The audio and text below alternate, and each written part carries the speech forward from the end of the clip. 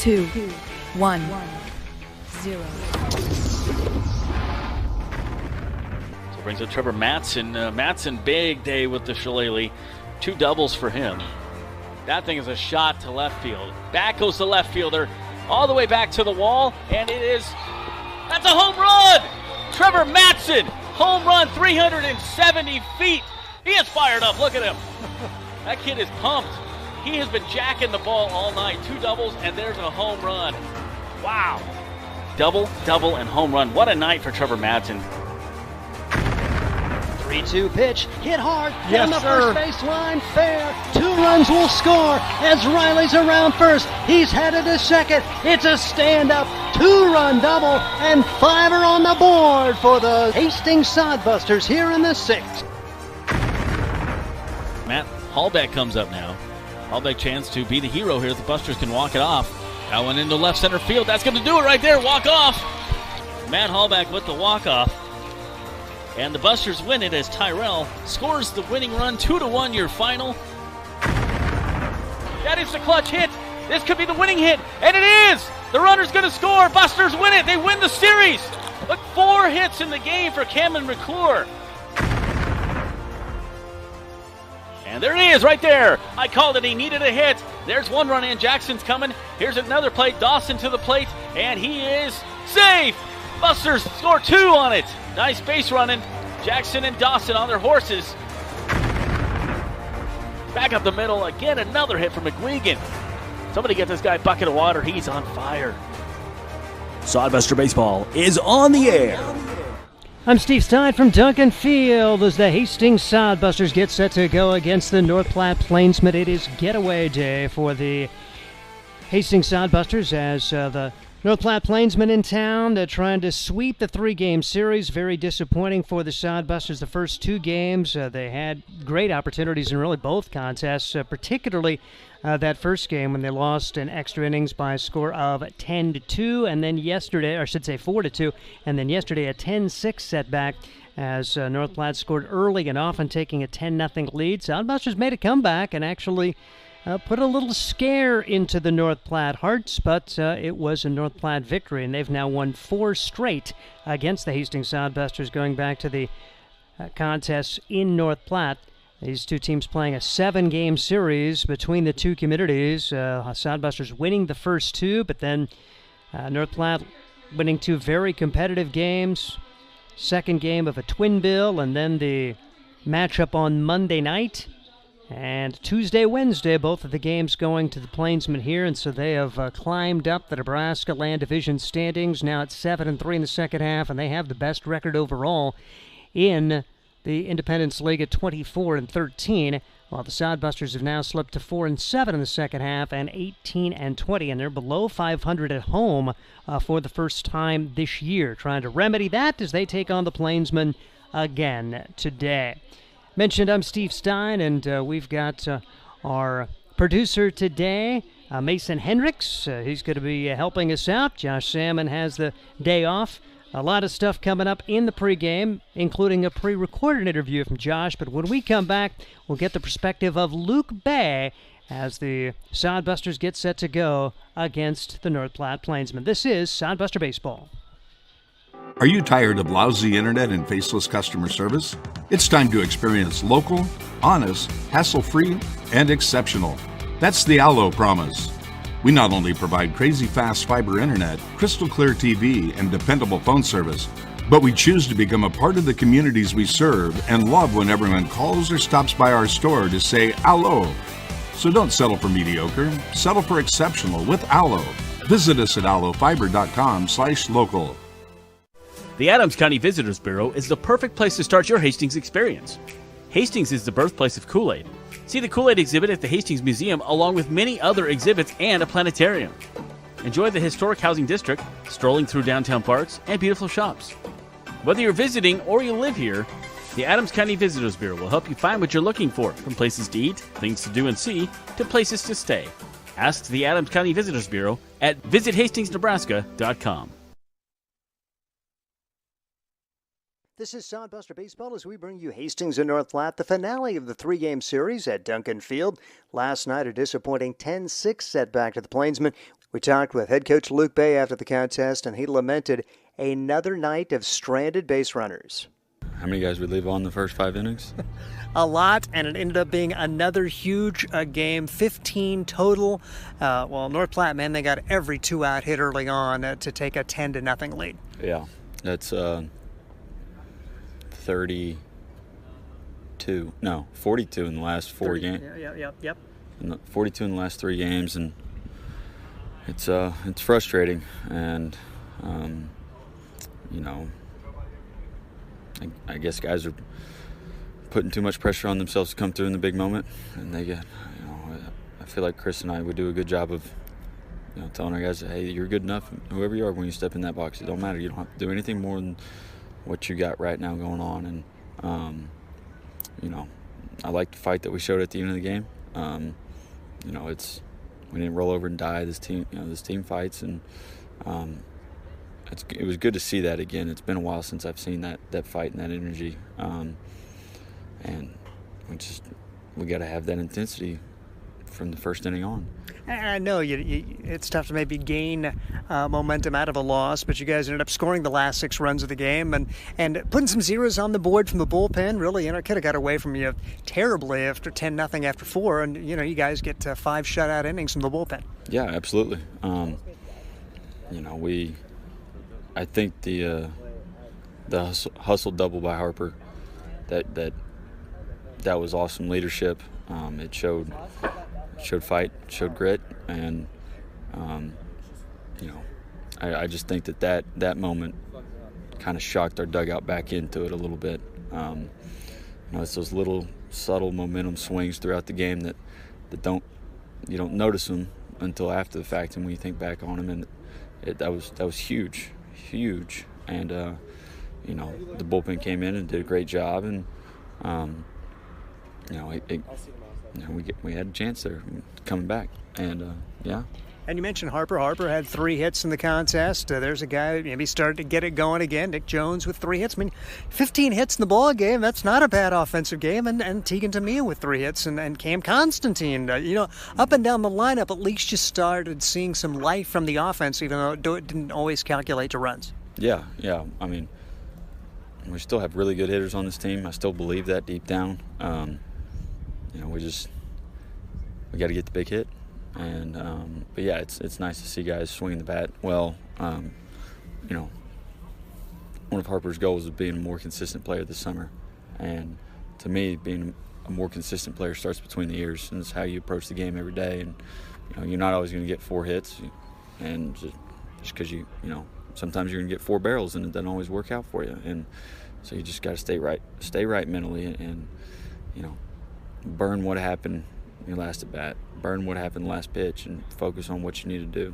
And Harp's an older guy, and he's been around the game a long time, and I'm really happy for him. I'm really proud of the way that he stepped up. We're talking with Luke Bay, head coach for the Hastings Sodbusters after a 10-6 setback to North Platte. Maybe another highlight. We've had a lot of highlight reel plays in the outfield, but Sawyer Dedleston coming through, and there's a guy that you can show, hey, look, I can make the defensive plays too, not only with the glove, but getting an outfield assist too. Yeah, absolutely. He's a really good outfielder, and he gives us a hard time when we put Gertie in there late as a defensive replacement. But he's awesome. I love Goose. That was a phenomenal play, and they just kept playing hard, and that's a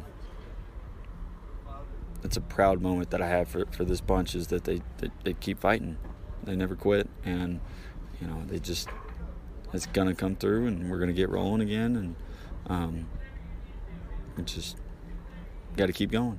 You have a pitching plan for the series finale? Yeah, D'Ambro is going to start tomorrow.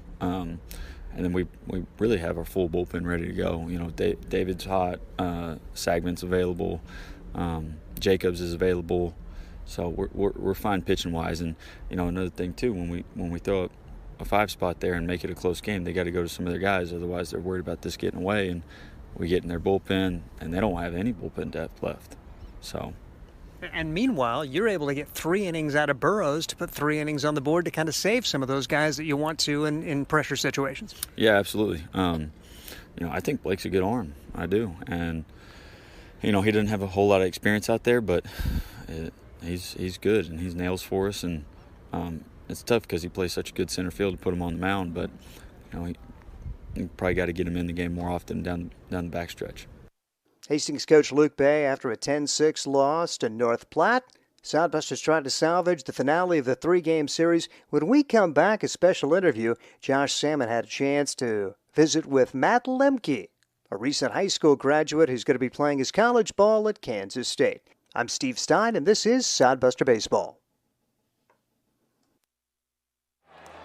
We need a new cheer for the Nebraska Lottery, and Lottery, you ain't got no alibi. Hold it, let me finish. The Nebraska Lottery has a new promotion called Lucky for Life Ticket Snap, and Lucky for Life Ticket Snap? Stomp your feet, let's hear you clap. Yeah! still not done. Sorry. If you purchase a Lucky for Life ticket by July 26th, you can enter the voucher number for a chance to win Nebraska football Skybox season tickets. Say what? Yep, Skybox season tickets, regular season tickets, single game tickets, or a weekend football experience. Got it? Got it. 5, 6, 7, 8. Nebraska Lottery, so much fun. Enter the Ticket Snap promotion. Skybox tickets to Nebraska games. Enter to see if they draw your name. Break it down. Lottery fever. Lucky for Life, top prize odds 1 in 30 million. This is Sodbuster Baseball, and we have a special spotlight. Josh Salmon talked with Matt Lemke. Matt graduated from Blue Valley Northwest High School in Overland Park and is going to be attending Kansas State. Happy to have Lemke back after an early season injury. Yeah, so I played about a week here. I think I played 6 or 7 games, and I ended up pulling my hamstring low by my knee, so it wasn't too bad. I went back to Overland Park, did my rehab there, got everything done, came back. They called me saying we had a couple guys go out, we need you back. I packed myself up the next day, and I headed back up. And I started off with a little rough start. I'll be an incoming freshman, so seeing some of the college pitching was a little bit different for me, but I ended up working through it and starting to get back in the rhythm of things now that I'm back. Cool. Now, are you normally an infielder and outfielder, or are you working on one now? So I kind of just started in the infield through all of high school and all that, and I kind of started transitioning into the outfield this year. I started playing outfield in senior year of high school, worked on it over the fall and winter, so I was ready to do that. And then this is kind of my season, kind of playing both mainly. And so kind of my goal is to go into college, being able to play both, have a little more options of where I can play. Had about, 4 hits last night? You were seeing the ball pretty well at the plate last night. Yeah, I was seeing a lot of different pitches. I was seeing some changeups, some curveballs, some fastballs. My whole goal, though, was just to try to find some barrels and hopefully put one in play. And then my whole thing is I want to get on, find a way to run the bases and stuff, get around, move and all that. So I was seeing it pretty well. I'm excited to get some hits on the board now, and hopefully I can keep that going for the next couple games. Kind of talked about this, but what do you want to work on specifically here this summer? Specifically here, I just want to be able to kind of make my swing consistent at the plate, make sure I'm seeing some good pitches and swinging at the right pitches, because sometimes I find myself chasing some pitches I shouldn't be. But my whole goal is just to try to kind of keep it consistent and also work on my defense a little bit. Any buddies here on the team? With these guys are a bunch of goofballs. So I didn't know anybody coming into this. And my roommate is Jacob Watson. He introduced me to some nice guys. So I'm pretty good buddies with Sam Adams, Will Horton, Jacob Watson, and then me and Tegan are pretty close too. All right, I'll alert the police. You guys are all hanging out together. All righty. So tell us any hidden talents, or not even hidden, but any special talents you may have. Oh, some hidden talents. Sam said he could play guitar, and I said I play drums, so we'll have to jam sometime. Huh. He juggle, anything like that? My brother taught me how to juggle a while ago, but I learned how to salsa this spring, so I know how to salsa dance. Wow, yeah. Very cool. I can't even eat salsa or make salsa, and you can dance, so that's pretty cool. Yeah, it was kind of fun. I learned on my spring break trip, so some people taught me how to do that, and now I know how to salsa, so it's kind of a fun little trick whenever some music comes on. So you're from Overland Park, Kansas. Are you a Royals fan?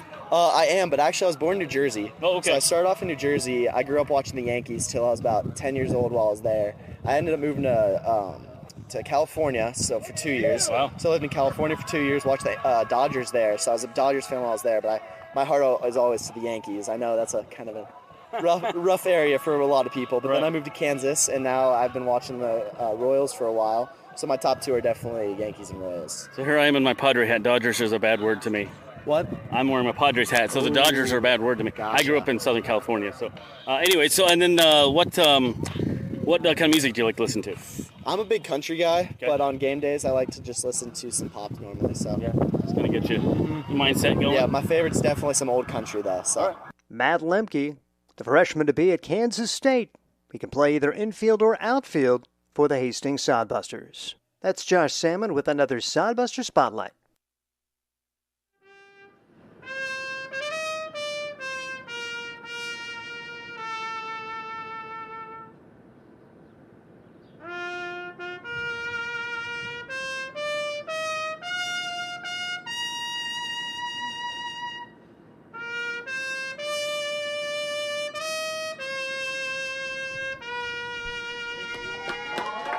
This is Sodbuster Baseball as we bring you Hastings and North Platte, the finale of the 3-game series, the finale of the 7-game series, which spanned the two communities. And the starting lineups for the Hastings Sodbusters.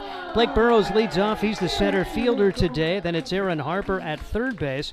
Brandon Larson will play first base and bat third. Cam Constantine, the designated hitter, is batting fourth. It'll be Sawyer Duddleston in right field. Blake Scott doing the catching. Tyson Gertis in left, Danny Garcia the shortstop, and Matt Lemke is at second base. For North Platte, they'll go with A.J. Lawston at the shortstop position, Drew Sturgeon in right field, Angel De La Cruz at first base, Sage McMinn is at third, Lucas Johnson the DH, Connor Higgs in center field, Oscar Stark at second, Griffin Myers the catcher, Jalen Ruffin in left field, and Trent Eves the pitcher for North Platte. Hastings 18-20, North Platte 23-13. Hope you enjoyed today's game. As we bring you this YouTube feed, the Sodbusters have taken the field behind Drew D'Ambra. Drew making his third start of the year, his fourth appearance overall, in 13 1/3 innings. He's allowed 12 runs, 11 of those earned. He's allowed 17 hits. He has struck out 14, walked 8. An 0-1 record with an ERA of 7.42. His defense looks like this, with Blake Scott behind the plate. At first base, Brandon Larson. At second base, Matt Lemke. The third baseman, Aaron Harper. Shortstop, Danny Garcia. In the outfield, left to right, Tyson Gertis, Blake Burrows, and Sawyer Duddleston. Here we go, as a lot of green. The Sodbusters in the green jerseys today, white numbers trimmed in gold.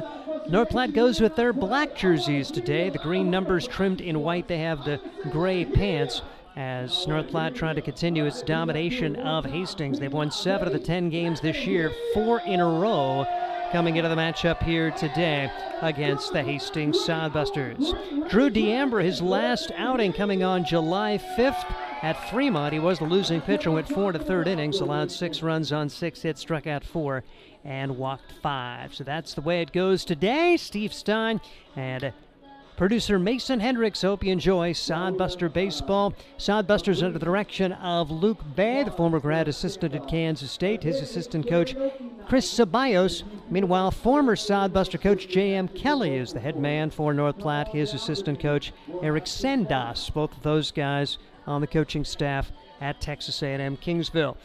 Umpires today, behind the plate, Tim Stroman. It's Brady Harrison in the field, as it is a little warm. 98 degrees at game time, feels like 102. Winds out of the southeast at about 10 miles an hour.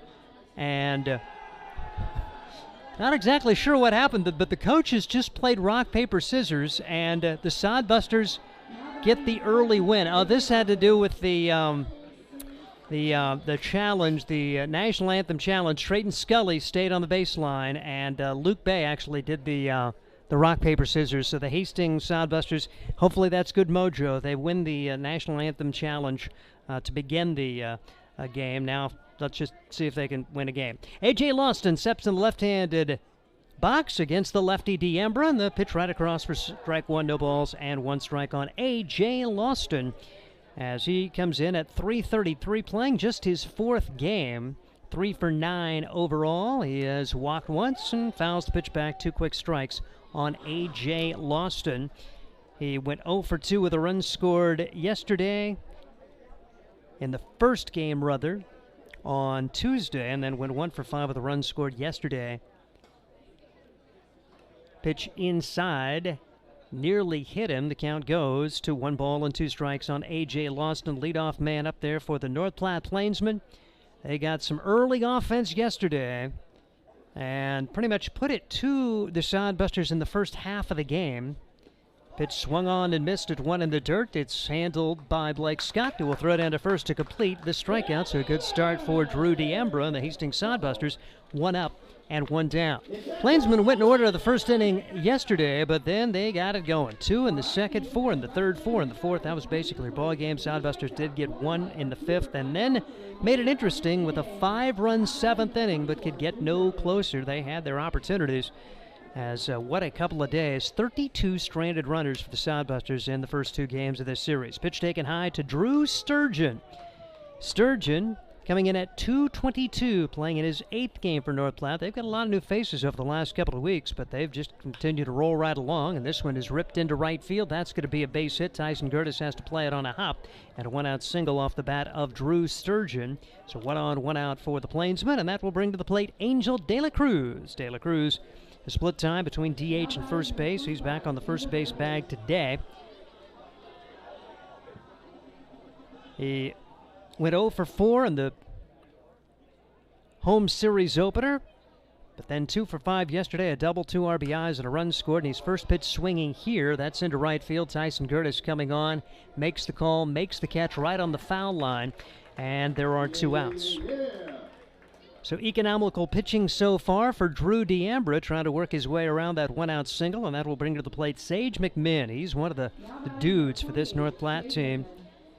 As McMinn batting .333, another guy just joining the team recently, but he has started hot. 2 for 4 in the series opener, 2 for 5, 2 runs scored yesterday, as North Platte trying to get the sweep here in Hastings. They've not lost in Hastings, won a July 4th game as well, so 3-0 here. Pitch is taken for a strike, no balls, and 1 strike on Sage McMinn out of Missouri Baptist. They've had several new players to join the team, with several of their other guys and pretty big guns having to go on to their next college stops. 0-1 pitch from D'Ambra, took something off of that one, and McMinn way out in front of it. Quickly 2 strikes on McMinn. A strikeout, a single, a flyout. That's where we are. 2 outs and 1 on. Top half of inning number 1. No score between Hastings and North Platte, the finale of this 3-game series, and chance to see somebody else tomorrow after 7 straight against the Plainsmen. Throw over to first, and just a couple of steps off Drew Sturgeon. You do have to be aware of this North Platte run game. They are first in the Independence League with 125 stolen bases. Gem City right on their heels at 123. Sodbusters 6th in stolen bases. Pitch popped up, foul territory. Scott back to try to give it a look, but it will reach the seats. Count remains 2 strikes on Sage McMinn. The North Platte Plainsmen. A lot of competitive games between these 2 teams, yesterday's game notwithstanding. Although, like I said, if you would have told me the Sodbusters would get the tying run at the plate when they trailed 10-0 early, I'd have told you you're crazy, but they did do a good job battling, and bullpen did a great job putting up 5 zeros down the stretch. Pitch fouled away. McMinn will get another opportunity here against Drew D'Ambra. Just getting rolling, top of the first, no score, 9-inning game here in the Independence League. One of 3 contests. Gem City at Badlands tonight, Spearfish at Western Nebraska. That's the same schedule we saw yesterday. Badlands beat Gem City 5-4 with Western Nebraska rallying past Spearfish 6-5. Runner goes, the pitch is fouled back. Pretty decent jump there from Sturgeon. He would have had the opportunity perhaps to steal the base. Right in on the fist. Sturgeon has stolen 4 bases this year. McMinn stays alive, as you'll see. The 6th pitch of this at-bat. North Platte did not win the first half. They tied Western Nebraska, but Western Nebraska had won 4 out of the 6 meetings, so they captured the first half title. 0-2 delivery as the runner goes again. Curveball is popped up. Back into short right field will go the second baseman. Matt Lemke makes the call and makes the catch, and that'll do it for the North Platte Plainsmen. No runs, 1 hit, 1 man left. We head to the bottom half of the first inning. North Platte nothing. Hastings coming up. This is Sodbuster Baseball. There's nothing like relaxing on a summer day. Nothing like taking in a Hastings Sodbuster baseball game. And there's nothing like an ice-cold Pepsi to make the day perfect. Pepsi Cola of Hastings wants to make your nothing like be the best day it can be, whatever the occasion. Enjoy your favorite refreshing Pepsi product throughout the Sodbuster season and make your nothing like memories. Pepsi Cola of Hastings, a proud sponsor of Hastings Sodbuster Baseball. Imagine visiting a place with historic housing districts, beautiful parks, and strolling through downtown shops. No, it isn't a fairy tale. It's Hastings, Nebraska. Hastings is the birthplace of Kool-Aid. You can see the Kool-Aid exhibit at the Hastings Museum, along with many other amazing attractions and a planetarium. And visit the one and only Nebraska Bigfoot Crossroads of America Museum and Research Center. It all starts with the Adams County Visitors Bureau. Start exploring at visithastingsnebraska.com. Experience Hastings with the Adams County Visitors Bureau. Bringing you Sodbuster Baseball today on YouTube. As we head to the bottom half of inning number 1, it will be Burrows, Harper, and Larson to try to get something going against Trent Eves. He is a left-handed pitcher for the Plainsmen out of Alvin Community College down in Texas. Orangefield, Texas is his home as he gets the start today. Eves making just his second appearance. He's thrown only 2 innings this year, allowing 1 run on 1 hit. He's struck out 3. He's walked 3, an ERA of 4.5. So going pretty deep in the bullpen. The North Platte Plainsmen today. Not a whole lot of film on this guy in terms of Independence League action. So we'll see if Hastings can come out and take advantage of his Independence League inexperience anyway. The Sodbusters feel like maybe they got a little momentum, even though they did lose yesterday. Trailing at 10-0, did claw their way back into that one. You hope that carries over a little bit as Burrows, Harper, and Larson just try to take advantage of some opportunities presented to you. That has not happened here in the first 2 games of this series, with the Sodbusters stranding an eye-popping 32 batters through the first 2 games. Sodbusters lose in 10 on Tuesday, 4-2. And the first pitch inside. Blake Burrows takes this one off the backside, and there's a good start. So 1 pitch, 1 on for the Hastings Sodbusters. And Aaron Harper, who was really hot yesterday, see if he can keep it going today. A guy that you want at the plate. Hitting .329 on the year, leads the team with 8 doubles, tied for first on the team with 21 runs batted in. And Harper, after having a pinch hit opportunity on Tuesday, went 3 for 5 yesterday with a double and a run scored. So Aaron Harper getting back in the groove a little bit. He was just on fire when the summer began. Went into a little bit of lull, but you didn't expect him to hit 500 all summer. You would have liked it. And Aaron kind of regaining his mojo. Got a double yesterday, and really a hustle double on a ball that everyone in the park thought was going to be a single. That kind of ignited that Sodbuster dugout.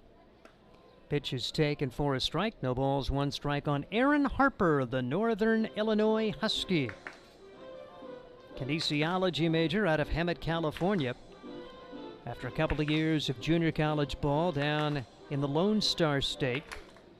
1 on, nobody out. Left-handed pitcher looks over to first. Blake Burrows back in safely. Burrows certainly a threat to steal. We'll see if Chris Ceballos gets the guys going here in inning number 1. Probably going to be contingent on how good a read you have on that lefty.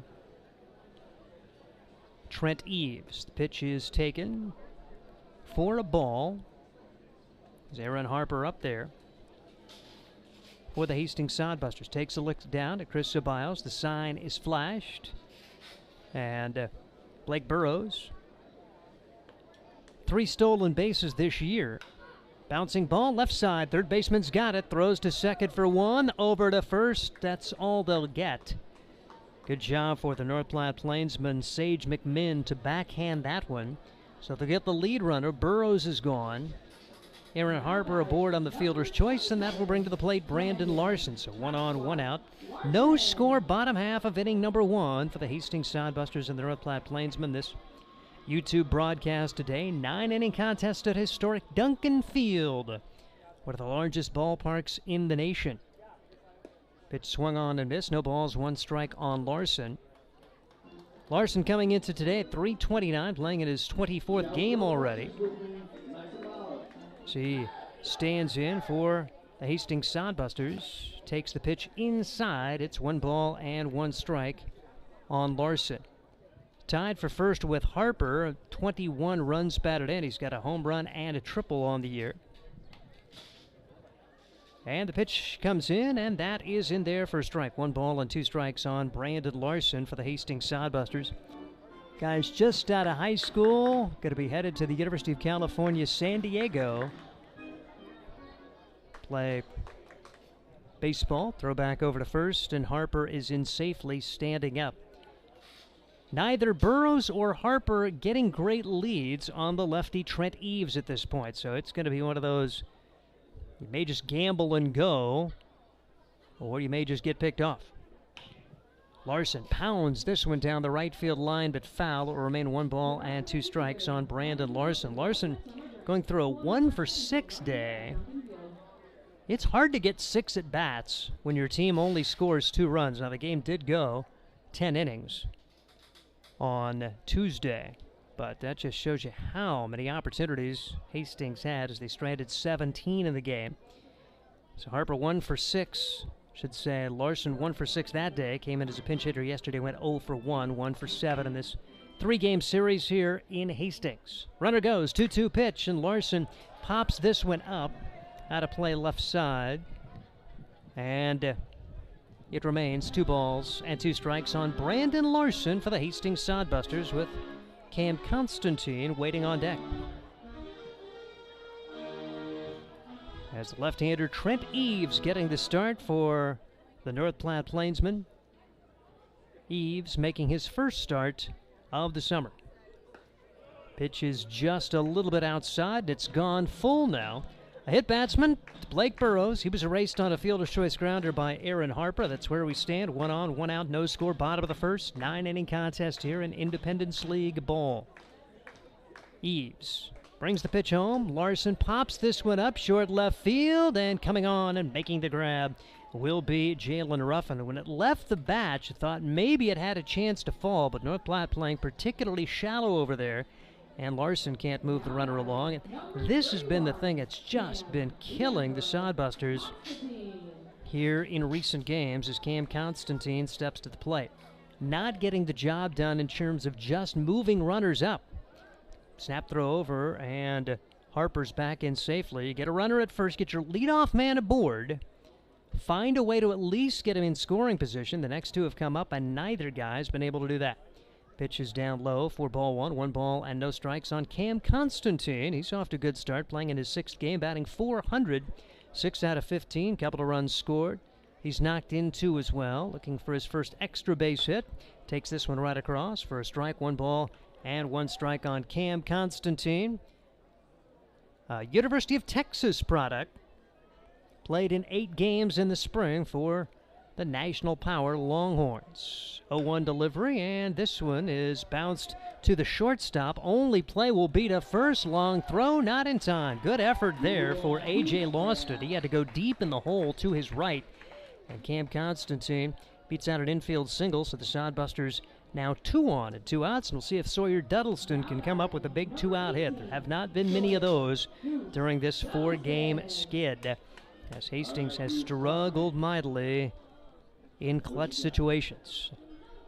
Really frustrating thing about the first 3 of this 4-game series, every one of those games was tied late.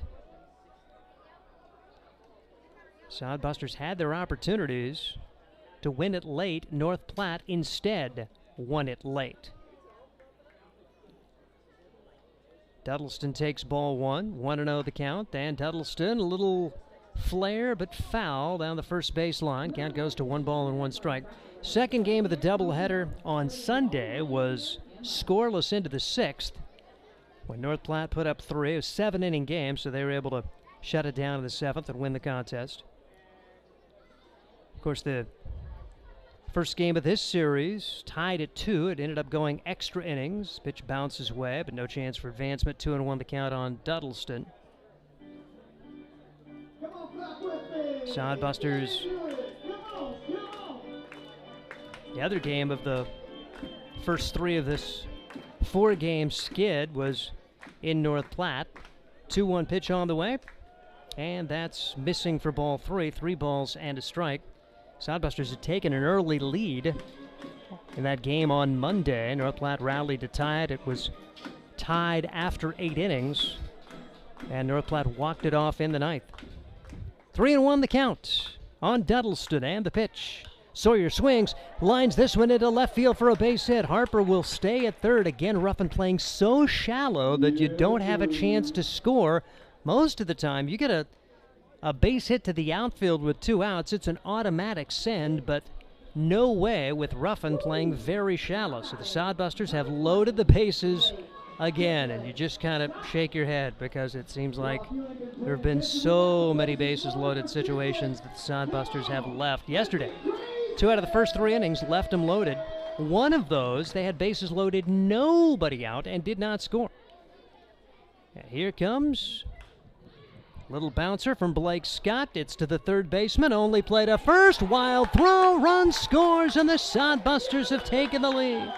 Blake Scott just put it in play. Indecision there for the North Platte third baseman, Sage McMinn. He thought about throwing to second, but hustling from first to second was Sawyer Duddleston. And by the time he decided to throw to first, could not get Blake Scott. Scott aboard, and the Sodbusters have taken the early lead. And you will take it. Take every opportunity you can to get on the board. Sodbusters catch a break as an error is charged. And Tyson Curtis to the plate now, taking strike 1. No balls, 1 strike. So Blake Scott reaches on the error.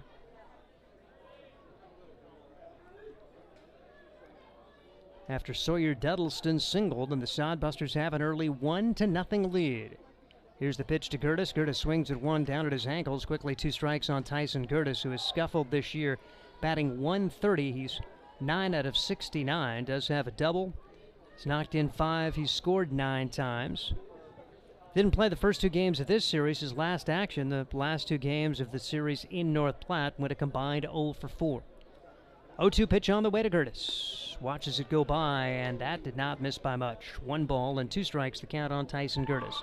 They're loaded up. Constantine at third, Duddleston at second, and Blake Scott, who put the ball in play and able to reach on an error to bring home the run here in inning number 1. Sodbusters have jumped on top. Love to see Curtis gap one right here and get more than 1. 1-2 delivery on the way. Curtis instead pops it up. Going out, it's going to be De La Cruz, and he makes the catch. First baseman there in foul territory. The Sodbusters will settle for 1. 1 run, 2 hits. There were 1 error and 3 men left, and we head to inning number 2. It's Hastings 1, North Platte nothing. This is Sodbuster Baseball. Are you tired of lousy internet and faceless customer service? It's time to experience local, honest, hassle-free, and exceptional. That's the Allo promise. We not only provide crazy fast fiber internet, crystal clear TV, and dependable phone service, but we choose to become a part of the communities we serve and love when everyone calls or stops by our store to say Allo. So don't settle for mediocre, settle for exceptional with Allo. Visit us at allofiber.com/local.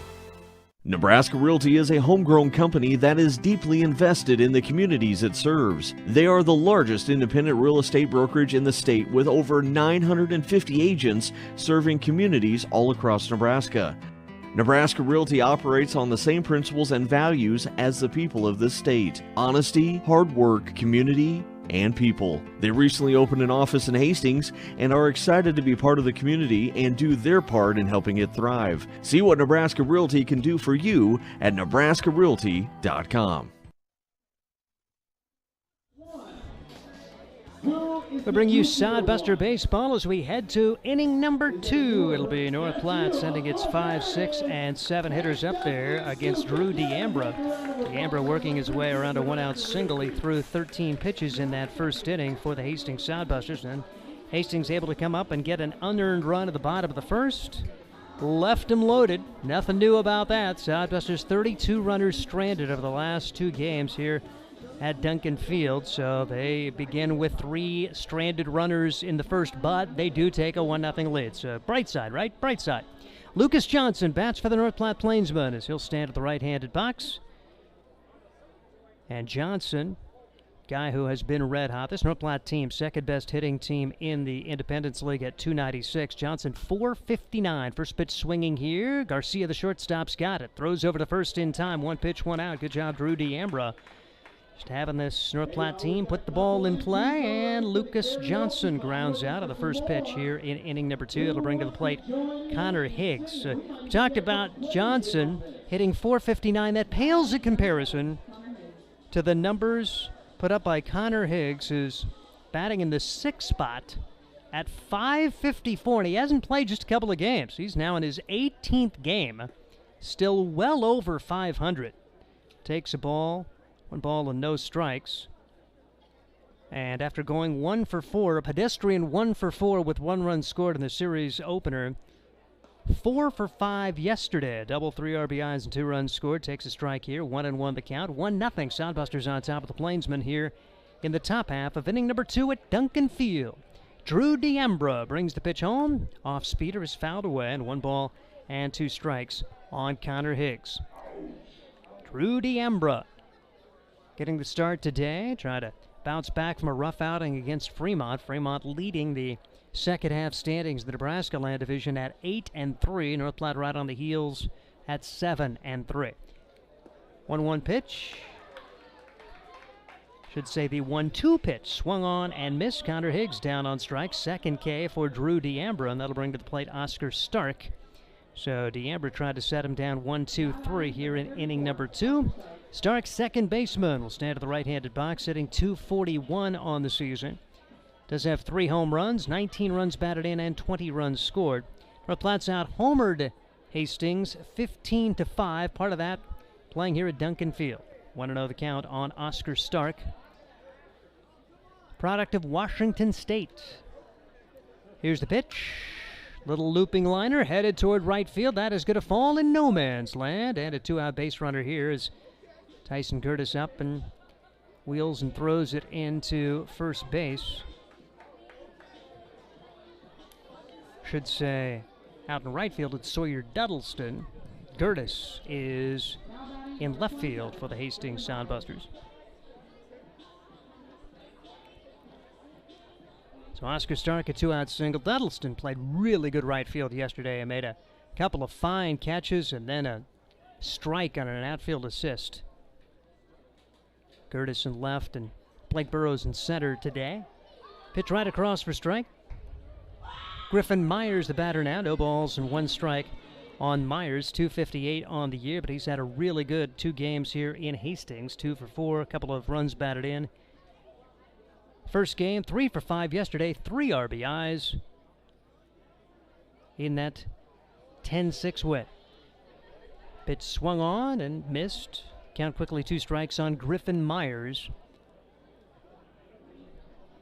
Myers stands in the left-handed box. A lot of lefty-lefty matchups here, and Drew D'Ambra trying to get out of this situation in the second with no damage done. Sodbusters on top, 1-0. Pitch is bounced to the right side. Should be an easy one, and it's handled cleanly by Brandon Larson, who steps on the bag, and that will do it for the North Platte Plainsmen. No runs, 1 hit. And 1 man left. Way to the bottom half of inning number 2. It's Hastings 1, North Platte nothing. This is Sodbuster Baseball. Eagle Distributing and Budweiser are proud to be sponsoring the Hastings Sodbusters. Budweiser has been linked to organized baseball since 1980 with a continued commitment to celebrate America's favorite pastime. The Budweiser brand was introduced in 1876 using time-honored brewing methods such as beechwood aging, which provides unparalleled balance and character. Each batch of Budweiser stays true to the same family recipe used by 5 generations of Busch family brewmasters. We welcome you to enjoy a cold Budweiser while cheering on your favorite hometown team, the Hastings Sodbusters. Get the latest in news, sports, and local interest stories with the Hastings Tribune. The Tribune's award-winning staff provides you with the best in local content, from the news you need to amazing photographic moments to the latest in Sodbuster baseball news. Check out the classifieds, browse the business directory, and more. The Hastings Tribune, always a good read. Pick up the latest issue or subscribe today. Both print and e-editions are available. HastingsTribune.com. The Hastings Tribune, a proud sponsor of Sodbuster Baseball.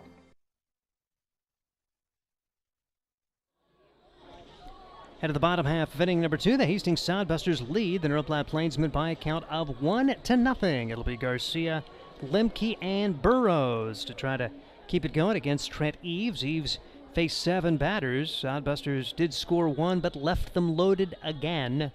That has been a theme for the homestand so far against this North Platte team. Multiple opportunities, just can't find a way to clear the bases, but at least they did get the run. Aaron Harper scored it on the grounder from Blake Scott. That turned into an error. And Danny Garcia will be the first batter for the Hastings Sodbusters. Garcia, San Jose State product, batting .250 on the season, playing in his 18th game, 13 out of 52. He's knocked in 7, and he has scored 7, still looking for his first extra base hit. Sodbusters got their leadoff man aboard in the first via hit batsman, fielder's choice grounder, then a line out to left, followed by an infield single, a single, and then the aforementioned error, which was charged to the third baseman, Sage McMinn. So see what Garcia can get done for the Hastings Sodbusters as Danny stands in the right-handed box, and it's right across for strike 1. No balls and 1 strike on Danny Garcia. Garcia from Oakland, entrepreneurship major at San Jose State, takes the pitch. 1 ball and 1 strike on Garcia, first man up there. In the second inning, Trent Eves winds and delivers. Hard hit ball into left field for a base hit. Sodbusters have their leadoff man aboard for the second straight time as Danny Garcia, who went 0 for 3 in the series opener on Tuesday, gets aboard here. Garcia threw a couple of innings of relief work, and now it'll be Matt Lemke coming to the plate for the Hastings Sodbusters. Lemke, second go-around with the Sodbusters after messing up a hamstring first time, and he saw the roster opening, rehabbed a little bit down in Kansas, and is back. Squares to bunt and can't get it down. No balls, 1 strike on Matt Lemke, who's batting 147 on the year. Probably a pretty good choice here for Chris Ceballos to try to get that runner into scoring position. Lemke does have a double, and first game of this series had a really good outing. Pops this one high in the air on the left side of the infield, and Austin able to get underneath it. Again, the Sodbusters cannot move a runner into scoring position right there as the pop-up off the bat of Matt Lemke. Lemke went 3 for 5 on Tuesday with a run score. And well, that'll bring to the plate Blake Burrows. Burrows hit by a pitch his first time up.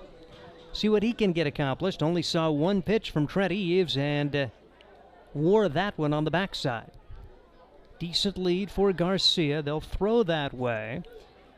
The Sodbusters don't run nearly as much as North Platte. Pretty much middle of the pack in terms of stolen bases on the year. Part of that, just haven't had as many base runners. 3 stolen bases this season for Garcia. The pitch taken inside.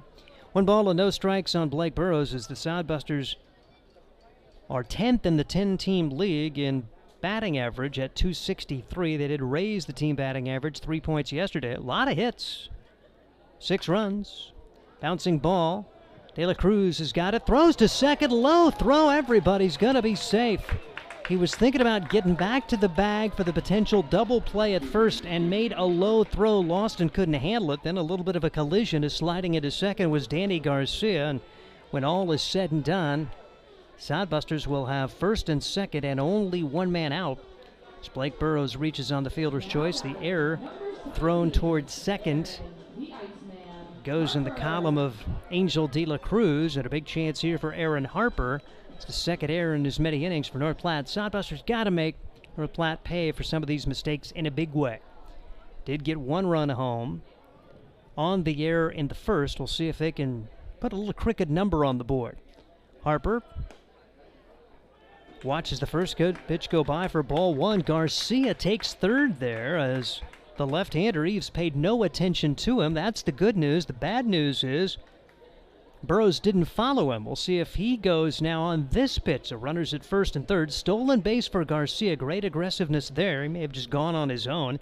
And the pitch is taken outside for ball two. 2 balls and no strikes on Aaron Harper for the Hastings Sodbusters. Double play still in order. So like I say, with the speed of Burrows, you'd like to see him get moving here into scoring position, but you also don't want to see him get picked off by the left-hander Trent Eves because he has not had a really good read. Does go back here on the first movement from Eves, which is a throw to first. So the wheels are turning here in the second, I should say. After that throw to first, 1-0 is the score. Hastings on top. Now in the bottom half of inning number 2, Sodbusters trying to score for the second straight inning. Runners at the corners, only 1 out. Eves out of the stretch. Burrows does not go, and the pitch is upstairs. And it's 3-0 on Aaron Harper. So likely you're not going to send Burrows now. Harper probably's got the take sign. You may play a little more conservative right here. See if you can get the bases loaded for your 3 and 4 hitters. Eves trying to bring a strike. And this one's inside. It's a 4-pitch walk. So the Sodbusters, a single, an error, and now a walk. And Hastings with a great opportunity. Yes, the bases are loaded once again. And Brandon Larson, lined out to left his first time up, will come to the plate. You think North Platte probably is a little thin in the pitching department. They used a bunch of guys the first 2 games of this series, and they probably used more frontline guys than Hastings did yesterday because they were trying to hold the lead while Hastings was putting other guys in there. I mean, not that Blake Burrows isn't solid, but he's not a guy that, right now anyway, you bring in with the lead, and he threw 3 scoreless innings. Bouncing ball off the bat of Brandon Larson, and it's a foul ball. No balls, 1 strike. With his performance, he may get some of those pressure-type situations in future games. And you saw Liam Grimble put up a scoreless inning as well yesterday for the Hastings Sodbusters, who were down 10-0. Battle back to make it 10-6. Big chance here for the Sodbusters in the second, leading at 1-0. Bases loaded for Larson. Tied for first on the team in RBIs. The pitch misses. Ball 1, 1 ball, and 1 strike. Like I said, got a guy on the mound who hasn't had much experience in this league, so you'd love to put up a big number and run away with it. 1-1 pitch. Larson right back to the pitcher. Couldn't have been worse. Throw to the catcher for 1. Over to first. Double play. Inning over. 1, 2, 3. Twin killing. Good job there. Eves makes the pitch and is able to get out of things with no damage done. No runs, 1 hit, 1 error, and 2 men left. And we head to the third. It's still 1-0 Hastings. This is Sodbuster Baseball. Sodbuster Baseball is sponsored by Nebraska Land Distributors. When you come to the ballpark, you can get a Coors Light, crisp, refreshing chill, keeping Nebraska chill, and light beer from Miller. Light beer with more taste. Nebraska Land Distributors also features White Claw. Live your wave. And a trip to the ballpark wouldn't be complete without Leinenkugel's Summer Shandy, refreshing beer with a hint of lemon. Check out these great adult beverages on your next trip to the Hastings Sodbusters, courtesy of Nebraska Land Distributors. You know Graham Tire for their quality tires and service, but did you know that they do brakes, batteries, and oil changes, and even shocks and struts? Graham Tire in Hastings has the quality products and great service you have come to expect from the Graham name. Rick and his crew will get you fixed up and right back on the road safely. And you can trust that the job was done right. That's peace of mind. Graham Tire in Hastings, West 2nd Street, open 7:30 to 5:30, Monday through Friday. A proud sponsor of Sodbuster Baseball.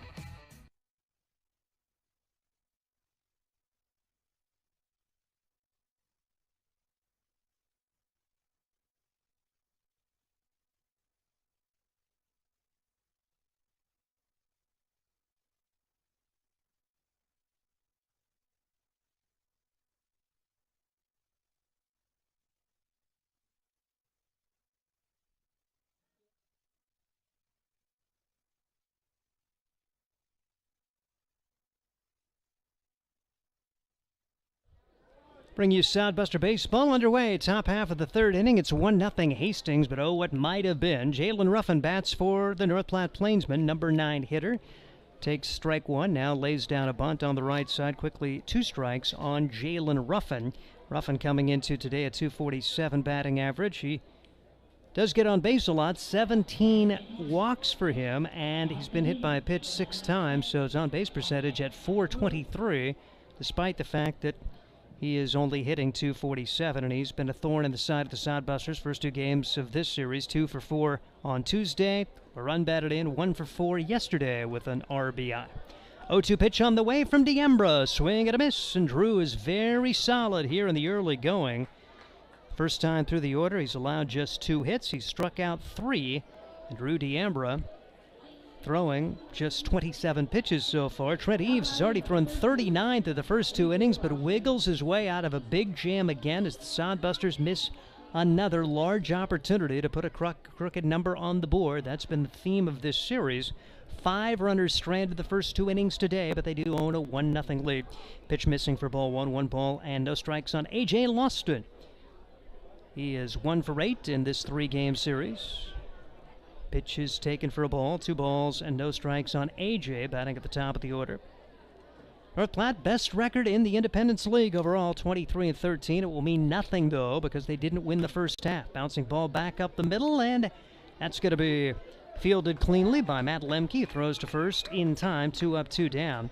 Got to win either the first half or the second half, and North Platte tied for the first half championship, but Western Nebraska won the title. Here in the second half, Fremont has a half-game lead over North Platte. So if the playoffs began today, it would be Western Nebraska and Fremont in the playoffs, and North Platte would be out. Here's Drew Sturgeon up. Singled his first time up. He is 3 for 11 in this 3-game series here at Duncan Field. Pitch is lined back up the middle, and that's a base hit. So hits in each of the innings for North Platte, but they haven't been able to string anything together. And 1 on, 2 outs for Angel De La Cruz. But again, Diembra just putting it over, letting his defense do the work. No chance there for the defense to make a play on that one. And 1 on, 2 outs. And if Drew can make some good pitches here, a chance to get out of this still with no damage done. De La Cruz flew out to center his first time up, and he takes the first pitch in the dirt for a ball. Nice stop there for catcher Blake Scott. Brandon Larson plays first base. Matt Lemke at second. Danny Garcia, the shortstop. Aaron Harper, the third baseman for the Sodbusters. Top of the third, Sodbusters lead 1-0. Pitch across for strike, 1-1 the count on Angel De La Cruz. The outfield, Tyson Curtis in left, Blake Burrows in center, and in right it's Sawyer Duddleston, the Arkansas Tecker. Drew Diembra. A long look in, brings it home, line drive, right side, Sawyer Duddleston right there, and that'll do it for North Platte. No runs, 1 hit, 1 man left. Another very efficient inning for Drew Diembra and the Sodbusters. They continue to lead it 1-0 after 2.5. This is Sodbuster Baseball. Life is busy. Between family events, the kids' activities, work, and driving here and there, who has time to wait in the checkout line? The new Sam's Club Scan and Go app lets you scan, pay, and head to the door. Or try curbside pickup. Just shop, park, and let them load it into your car. Curbside pickup for Plus members starts at 7 a.m. Monday through Saturday. Get all the products you love at the prices you expect from Sam's Club and skip the lines. Sam's Club, making busy lives less stressful. Let's face it, we move our bodies around a lot. And sometimes things happen. A tweak, twist, pull, strain, ache, or pain. At Fisk Chiropractic and Sports Care, their goal is to restore your mobility, keep you moving, and ensure your rehabilitation is effective, efficient, and stress-free. Do you suffer from headaches and neck pain, lower back or sciatica? Call Fisk Chiropractic and Sports Care today. Start to discover wellness through chiropractic care. Fisk Chiropractic Sports Clinic.com. Start feeling better now.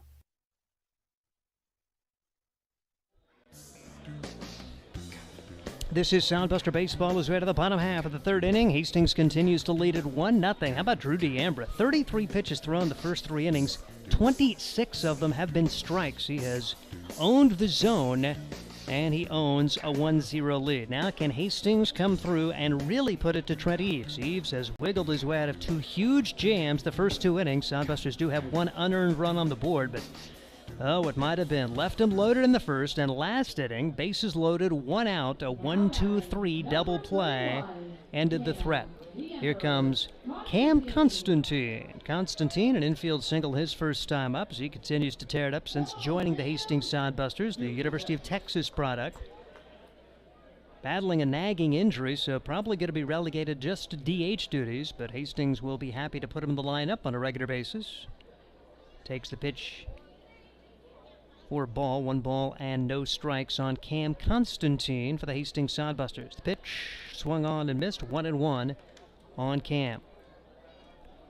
Yep, Trent Eves, 39 pitches thrown the first 2 innings. He's walked 1, he's hit 1, he's allowed 3 hits, but still only 1 run allowed, and that was unearned. Should have been out of the first inning with no damage done on a bases-loaded grounder, but that turned into an error. Yeah, by the way, North Platte's also committed 2 errors behind him. The Sodbusters still only have the 1 run. 2-1 pitch.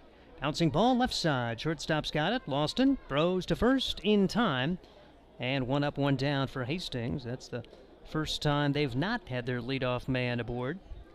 Lawston over to first baseman Angel De La Cruz. Here comes Sawyer Duddleston. Duddleston a single his first time up. Kept it going with 2 outs as he was able to single for the Hastings Sodbusters back in inning number 1.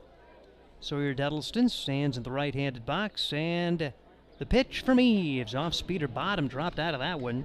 Swing and a miss for Sawyer Duddleston. No balls, 1 strike. Sawyer coming into today one of the top hitters on the team at 351s. Knocked in 14, has scored 13, and bounces this one foul. No balls, 2 strikes on Sawyer Duddleston. Had a scary moment early in the year, one of his first games at Duncan Field, and went down, and everybody thought it was really bad. Turned out it was a sprained ankle, and he's been able to battle back and be a very productive member of this Sodbuster team in the summer.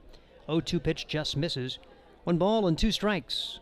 We had Scott Galusha on the air at the time, and he quickly took the headset off. He thought that it was really bad, and I think Sawyer did as well at the time, and just happy that it was not nearly as serious as everybody thought. Little liner is going to be into left field for a base hit. Lost and tried to go to his right to make a stop on that line shot, but it bounced off his glove, and the Sodbusters have their 4th hit here in 3 innings. Let's see if they can find a way to get that run home. Blake Scott, catcher, will come to the plate. He singled. He actually reached on an error his first time up. Had the grounder toward the left side. Third baseman had some indecision and then threw wildly toward first. So runner at first, 1 man out. Sodbusters lead at 1-0.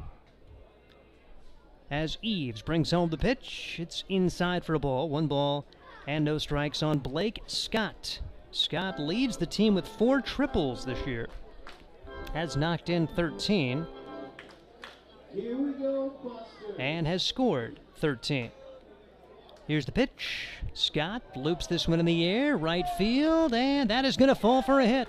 Rounding second, headed for third. Here's Duddleston, and into second will be Scott. Boy, it looked like some indecision there for the outfield. I thought that was just going to fall. Well, number one, I thought it was going to be caught to begin with. But Drew Sturgeon didn't get to it. Connor Higgs was right there as well. When all is said and done, the Sodbusters have second and third on the double from Blake Scott. Great base running from Duddleston as he had to wait to make sure it fell, but once it fell, he was very aggressive to get to third. So how about another opportunity for the Hastings Sodbusters, second and third. Only 1 out. Here's one of those situations, just got to score. Runner at third, less than 2 outs. Find a way to put the ball in play. Tyson Curtis pops it up and put it in play productively. Any bouncer to a middle infielder right now would score a run. North Platte will concede the run at this point with their middle infield back. Tyson Curtis down to the count, no balls and 1 strike. He popped to the first baseman his first time up. He can get a fly ball deep enough. Decent speed there at third for Sawyer Duddleston. 0-1 delivery. Curtis watches it go by. It bounces away, and no, it hits. It hits Tyson Curtis. There's a 99% of the time you're happy to get a guy hit, but man, you wish that ball would have gotten by cleanly because the Sodbusters score a run if that's the case on a wild pitch. It was down in the dirt, but it got a piece of the foot of Tyson Curtis in what was, well, we'll see. It could be a bad break for the Sodbusters, or it could be the beginning of a big inning. The way things have gone the last couple of days, you're almost thinking double play balls coming up. Danny Garcia singled his first time up. Bases are loaded. That's the good news. The bad news is These types of situations just have not gone the Sodbusters' way here at home the last couple of days. And at any time during this 4-game skit. 0-1 the count on Danny Garcia. 1-0. Sodbusters on top here in the third. The pitch. Missing for a ball. 1 ball and 1 strike.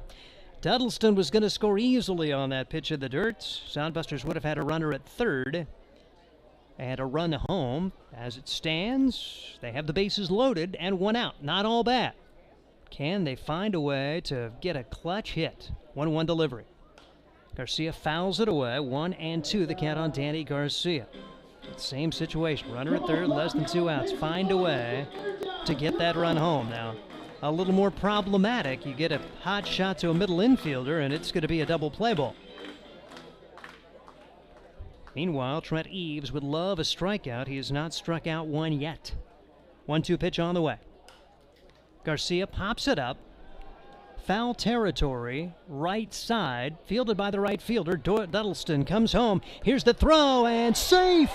Sacrifice fly for Danny Garcia. Good hustle for Sawyer Duddleston, and there's execution for Garcia and company. Really strong throw from Drew Sturgeon. They made that very close, but Duddleston with a good slide to beat the tag. Scott ends up at third base, Gertis at second, and so the Sodbusters do get a sacrifice fly and bring that runner home from third with less than 2 outs. Now, who can get the big 2-out hit? Maybe it's going to be Matt Lemke, who popped to the shortstop his first time up. 2-0.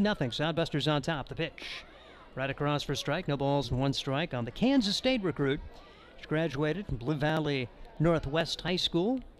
Did a little rehab, and he is back in Sodbuster green here for the remainder of the summer. 0-1 pitch. Taken high for a ball. 1 ball and 1 strike. Going to be exchanging that for Wildcat Purple here in just a few weeks. 2 runs, 5 hits for the Sodbusters. No runs, 3 hits, 2 errors for North Platte. Bottom of the third. Sodbusters with an early 2-0 lead. Here's the pitch. Lemke swings and misses. 1-2 the count on Lemke with Blake Burrows waiting on deck. A single, a double, a hit batsman, and a sacrifice fly have plated a run here in inning number 3 for the Hastings Sodbusters. Chance for a couple more if Lemke can come through with a clutch 2-out hit. 1-2 pitch. Called strike 3, and that'll do it for Hastings in the third. 1 run, 2 hits, 2 men left. We head to the fourth. Hastings 2, North Platte nothing. This is Sodbuster Baseball. Are you tired of lousy internet and faceless customer service? It's time to experience local, honest, hassle-free, and exceptional. That's the Allo promise. We not only provide crazy fast fiber internet, crystal clear TV, and dependable phone service, but we choose to become a part of the communities we serve and love when everyone calls or stops by our store to say Allo. So don't settle for mediocre, settle for exceptional with Allo. Visit us at allofiber.com/local. The Adams County Visitors Bureau is the perfect place to start your Hastings experience. Hastings is the birthplace of Kool-Aid. See the Kool-Aid exhibit at the Hastings Museum along with many other exhibits and a planetarium. Enjoy the historic housing district, strolling through downtown parks, and beautiful shops. Whether you're visiting or you live here, the Adams County Visitors Bureau will help you find what you're looking for, from places to eat, things to do and see, to places to stay. Ask the Adams County Visitors Bureau at visithastingsnebraska.com. Head of the fourth inning, the Hastings Sodbusters with a 2-0 lead over the North Platte Plainsmen. 2 runs on 5 hits for Hastings, no runs, 3 hits, 2 errors for North Platte. And Drew DeAmbro has been very efficient, 33 pitches thrown for the Hastings Sodbusters as he'll face the 4, 5, and 6 hitters. Again, you kind of wondering what might have been, and you hope some of the missed opportunities don't come back to haunt Hastings late, but at least they were able to plate a run. And they had a runner at third and less than 2 outs on a sacrifice fly from Danny Garcia. Now it's going to be Sage McMinn who popped to the second baseman, his first time up, standing in that left-handed box. Has torn Hastings up here in this series. 4 for 10 overall, a 2-hit game Tuesday, a 2-hit game yesterday with a couple of runs scored. Pitches bounced foul, no balls and 1 strike on Sage McMinn. Saw the Hastings ERA balloon over the last couple of days. They were second in the league in ERA heading into this series, now fallen to 4th. Canyon County leads the league at 3.9. Sodbusters at 4.77. North Platte actually jumped Hastings into third place. Pitch fouled away. Quickly 2 strikes on McMinn. Saw nothing but strikes from D'Ambra the first time before finally popping up to the second baseman. Drills this one to right field. Sawyer Duddleston on his horse trying to get underneath that one, and that is going to two-hop the wall. Rounding first, heading to second is McMinn, and it is the hardest hit ball of the day for the North Platte Plainsmen. Extra base hit for McMinn. That would have been out of most parks in the Independence League. McMinn will settle for a double, and Lucas Johnson will come to the plate. First extra base hit for North Platte. They have hits in each of the first 3 innings. The first time they've got their leadoff man aboard, and we'll see how the Plainsmen play it. Again, they're very aggressive on the bases with 125 stolen bases. Wouldn't be out of the question to see McMinn try to steal third. Lucas Johnson takes ball 1, 1 ball and no strikes. He grounded to the shortstop his first time up. 0 for 4 in the series so far is Lucas Johnson. Here's the pitch. Big swing, no contact, 1-1 the count on Johnson. Lucas out of Wright State. 2-0, Sodbusters on top. Runner at first, nobody out for North Platte. Here in the top of the 4th. Drew D'Ambra. A look back at the runner.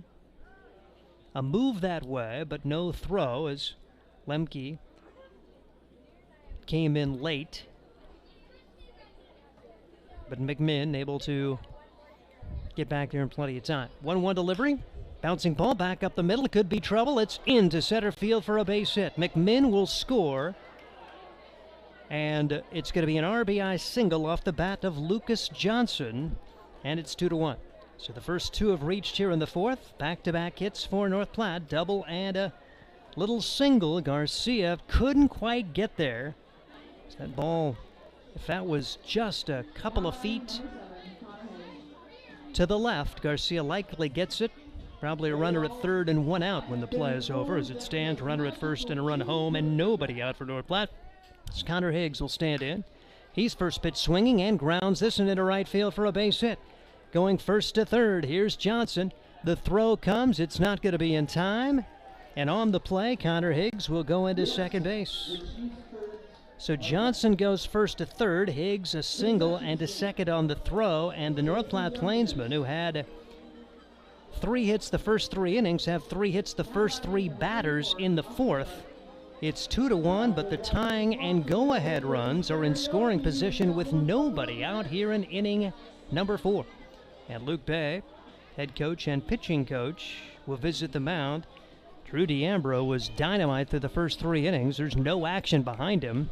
It's gotten away from him in a hurry, and that was really a ball that just kind of got through. Not a real solid single from Higgs. Now McMinn was a rocket. But Lucas Johnson, just a well-placed ball back up the middle. And Connor Higgs with a medium grounder right side. Sodbusters just have not caught any breaks during this 4-game skid. And you see it again today. 2 ground balls, which just very easily could have been outs. Instead, they're both singles, and all of a sudden North Platte on the verge of a huge inning here. While Hastings missed opportunities in their first 3 at-bats, stranding 7 the first 3 innings. And if you're keeping track at home, I don't know why you would be, but that's 39 runners stranded through the first 2 games and 3 innings of this 3-game series. Crazy.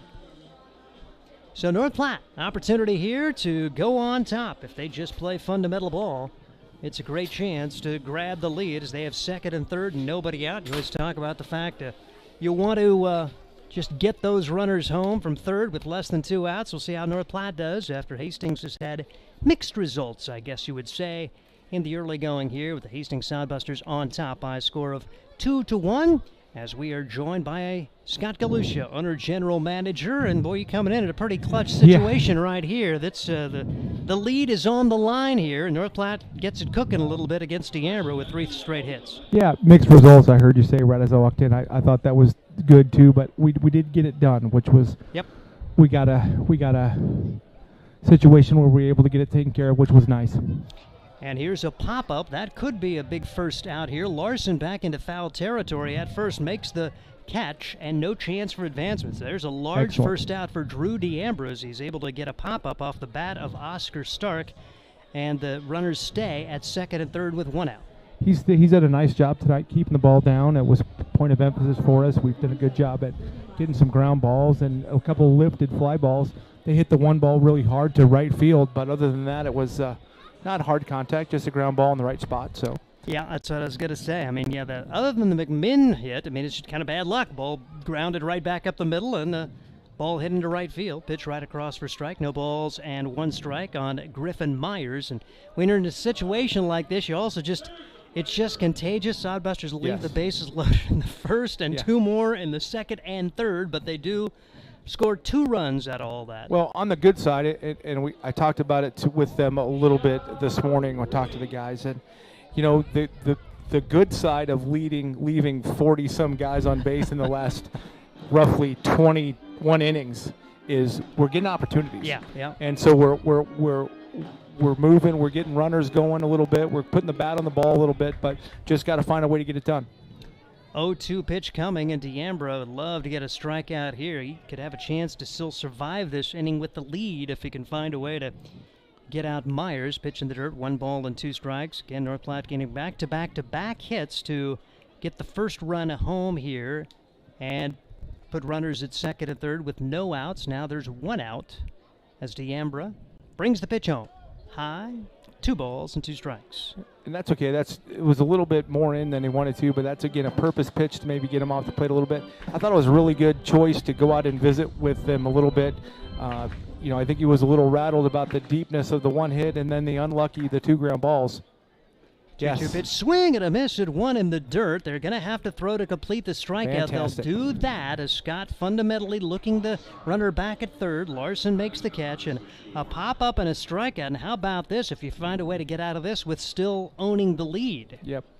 Again, this guy has done a great job against us, finding barrels, not trying to do too much. So it's a good matchup for both guys here. We're going to see who wins this one, but a big spot in the game for us tonight. Yep, Jalen Ruffin, number 9 hitter, but he was 3 for 8 the first 2 games of this series with 2 RBIs. Bounces this into the left side. It's going to be fielded by the third baseman. Harper throws. Yes. Low throw, but dug out by Larson. After all of that, North Platte gets just 1 run on 3 hits, 2 men left, and that can be a big lift for this Sodbuster team because you kind of see something like this. You're thinking, oh boy, here we go again. But talk about not only minimizing the damage, but to get out of that with only 1 run, a lot of credit to DeAmber and the Sodbusters there. Fantastic and good defense. Good defense, and Harper knew he had to hurry and did a good job at not wasting too much time, and that was a good reaction by the dugout. They came flying out of there, and a great way to get out of that trouble with still maintaining the lead.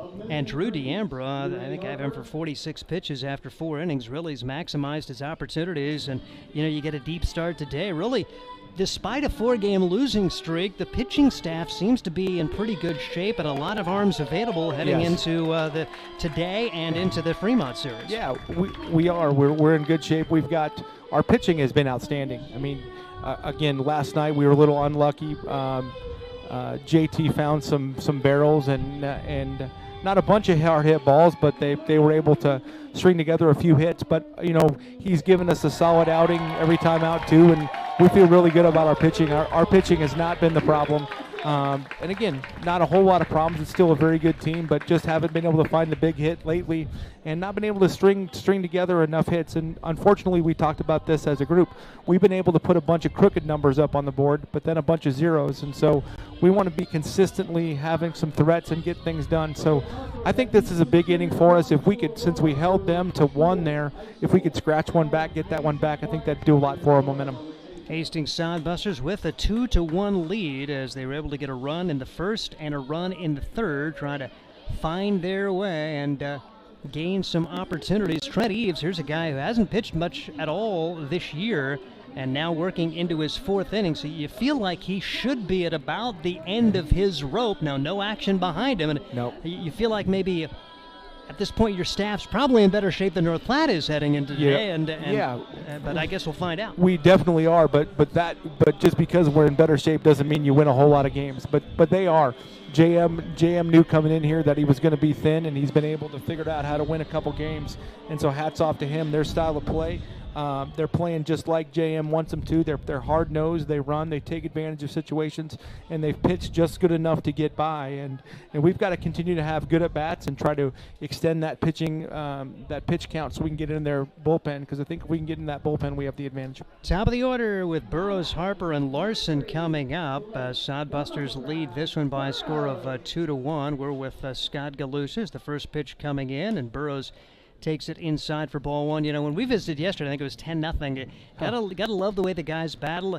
And if you'd have told me that they'd have the tying run coming to the plate at any point in that game, I'd say you're crazy. But they're really 10-6 and had the chances down the stretch to actually come back and make it closer. Absolutely. You know, I thought if we could have scratched one or two in the eighth, I thought all the pressure would have been on them in the ninth, and weren't able to do that. And of course, we hit into double play again too, which is always a momentum killer. But and it's always such a drastic thing, a double play, because what it means is you hit the ball hard and just happen to hit it at somebody.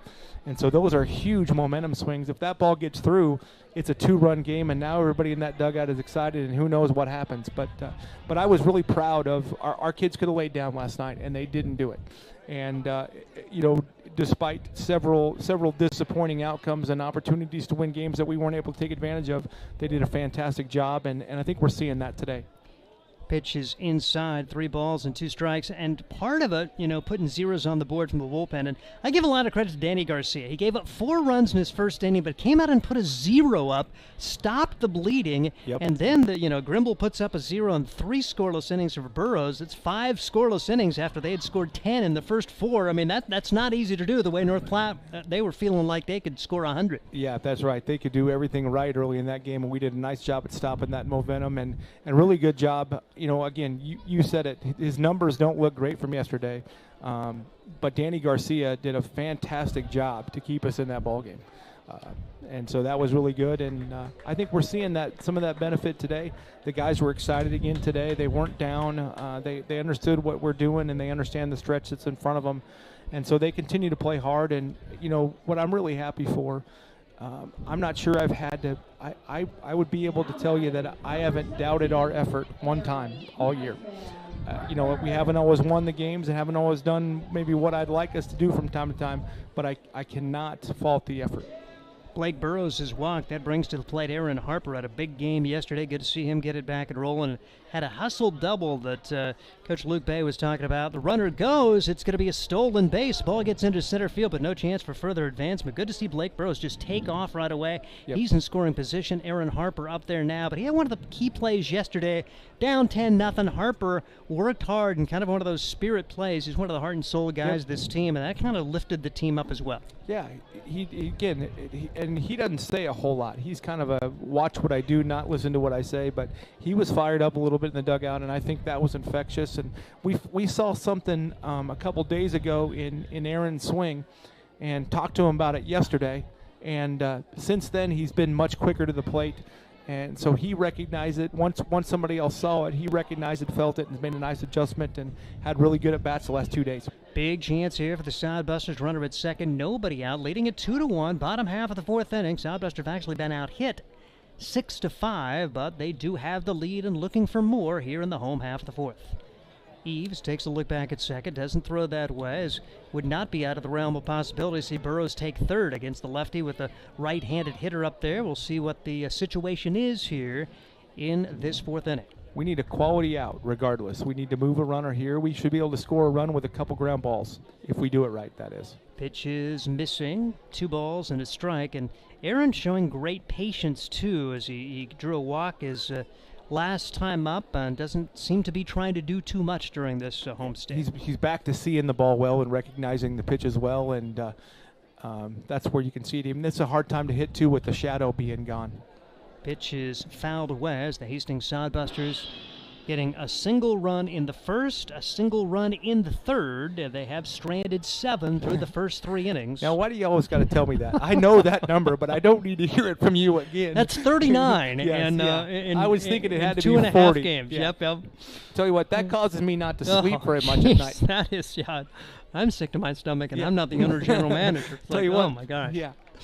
It's called a pitch bound right back to the pitcher. The throw to first, De La Cruz, a great catch to get the out. Wow. And you talk about what could have been a productive out. I mean, you can't hit it any harder, but just a great play for Eves, and Burrows doesn't have any chance to advance because he got frozen there, thinking that Eves was maybe going to try to throw out him. Yep. And again, Harper took a couple shots to right field there like he was supposed to, and then when he got 2 strikes, he just had to make contact and did it. And again, good at bat, just a little bit unlucky maybe there, but the right approach up there. I was going to tell you last night, I don't know why I'm a glutton for punishment, but I get home at 11:30 at night, and I'm in my man cave because I'm not going to bother my wife at that time of day. 'Cause she has a real job. And hi, Karen, by the way, I know you're watching. But I turned on the game. I watched the back half of the game to make sure my eyes matched what I saw. So I don't know what my problem is, but I live for these guys. I call them my family. And I'm so proud of what they do, and I just take it personally when things don't go our way, and yet I see good effort. And so we had a little heart-to-heart today, and I expect us to play good here the next streak. I think we got our mindset back a little bit, and I see better approaches right now. Brandon Larson at the plate. Big chance here for the guy who's tied for first in RBIs on the team. He fouls the pitch away. It's hard to only score 6 runs when you've got 4 different guys with 3 hits in a game. I mean, that was nutty yesterday when you think of all the numbers they put up. Yeah. For as many games, and we had a streak where we were getting 3 and 4 and 5 hits a game, and we were struggling to score, and now we've done exactly the opposite, is we've got guys all over the place all the time, and yet can't get the big hit. And yet that was what was so frustrating yesterday, is in the first 3 innings, I think North Platte had 7 2-out hits.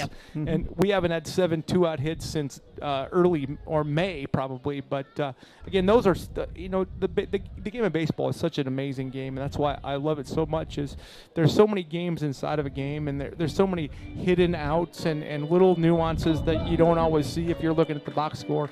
But those 2-out hits are just demoralizing, and when you get like Diambra got out of that situation last inning, it should be a big momentum thing for us. 1-2 pitch, and Larson couldn't hold up as he offered at it. Large strikeout, and I'll tell you what, Eves is doing a good job of minimizing the opportunity here. A walk and a stolen base, had a runner at second with nobody out. 2 and 3 hitters coming up, but a ground out and a strikeout, and it'll be up to Cam Constantine looking for one of those big 2-out hits to try to salvage this inning for the Sodbusters. You know, J.M. Kelly has coached here for me a couple years ago, and he does a really good job with these guys, and they play his style of baseball, which is really neat to see.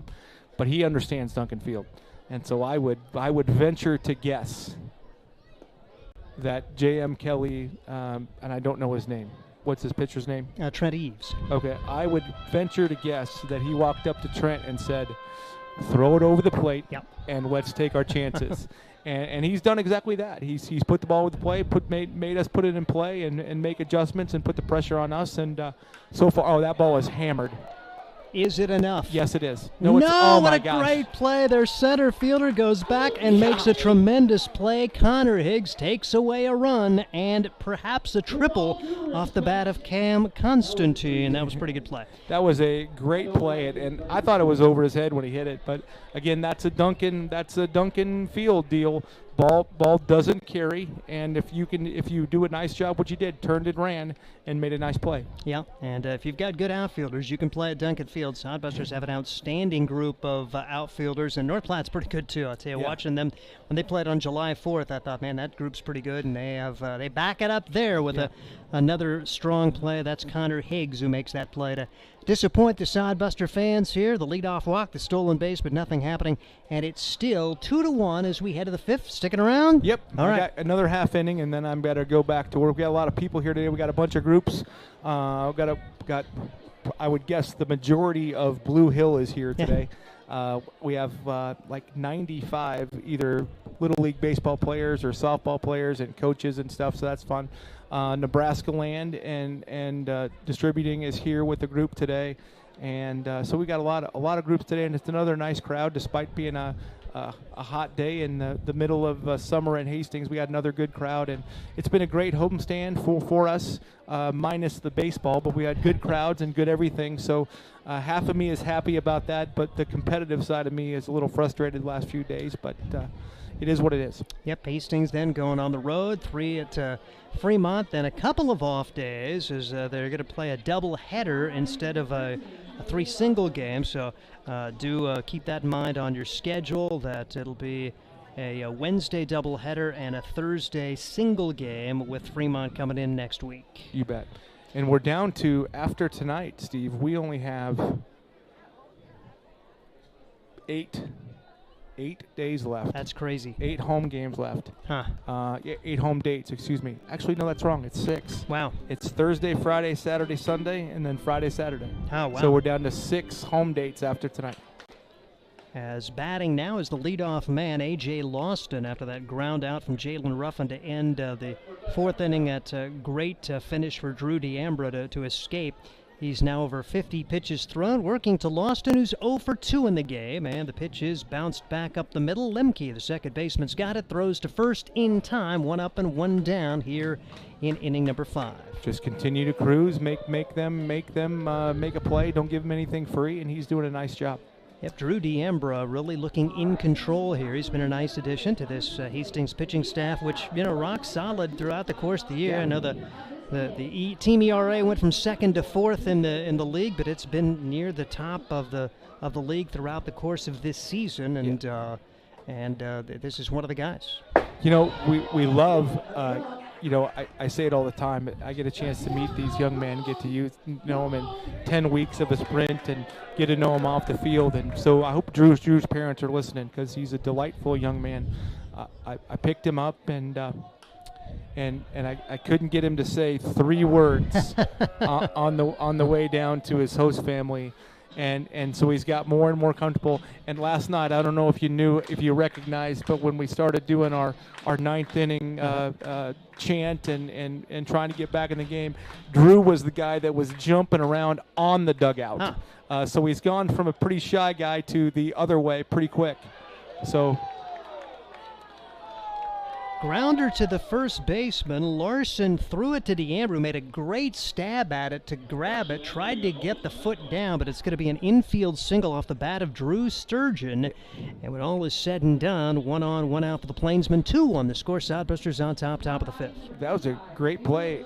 Great catch by Drew, and pretty good agility to try to get his foot down. Now, I'm surprised that Luke didn't come out here and maybe just check with the home place umpire, because he might have not have been able to see that. I don't know if he got it or not, but Drew seemed to think that he got his heel on there. But it was a very athletic play, because he was running full speed and the ball was behind him, and he did a nice job to have a shot at that one, because it was a tough play. Has a decent speed there for Sturgeon to beat it out, and that'll bring up Angel De La Cruz. He is the first baseman for North Platte. Tying run on there, top of the 5th, and only 1 out for the Plainsmen. A pickoff play to first. Runner goes, throw down to second. It hits the base runner and goes into center field.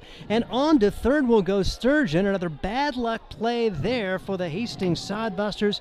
Great pickoff from D'Ambra. Sturgeon goes, but the throw from Larson hits Sturgeon, and Sturgeon had the presence of mind to get to his feet and go on to third. Well, Brandon Larson, when that happens, you're supposed to go to the ball coming to you, so you step inside the baseline so you have a little bit better angle to throw the ball. And if we had replay, which we will next year, by the way. All right. We will have replay. And here's a ground ball off the third baseman's glove. Harper, base hit. And like this 4-game skid, those are the kind of things that have just gone against the Hastings Sodbusters. Terrible luck on the whole play. And then, a hard hit ball, nearly a diving grab for an out. Instead, it's a single, and we're all tied up at 2. That's just how the game goes. But, Brandon, when he sees the video, he's going to see that he waited for the ball, and then he threw down the baseline.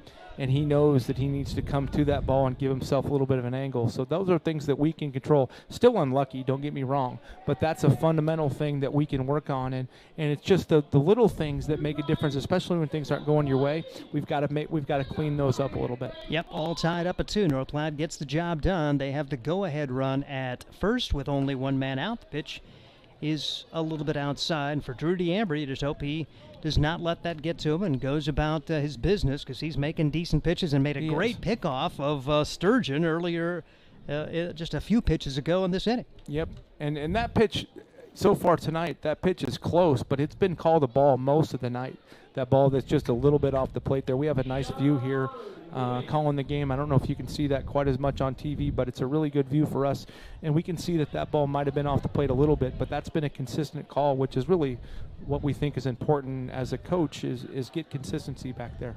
2-1 pitch is over for a strike. 2-2 on Sage McMahon. Here's a pretty tough out. He doubled toward the right field wall his last time up, and he has really torn up Sodbuster, pitching 5 hits so far in this 3-game series. Yeah, he did not look comfortable in the first couple games he played, because his first games for them were the games in North Platte. Didn't look very comfortable, but he's got it figured out now. He's seeing the ball really well. Does go down on strikes here for the second out, as Drew has a strikeout an inning. He has got 5 for the game for the Hastings Sodbusters. We're all square at 2, and Lucas Johnson tries to keep it going for the North Platte Plainsmen.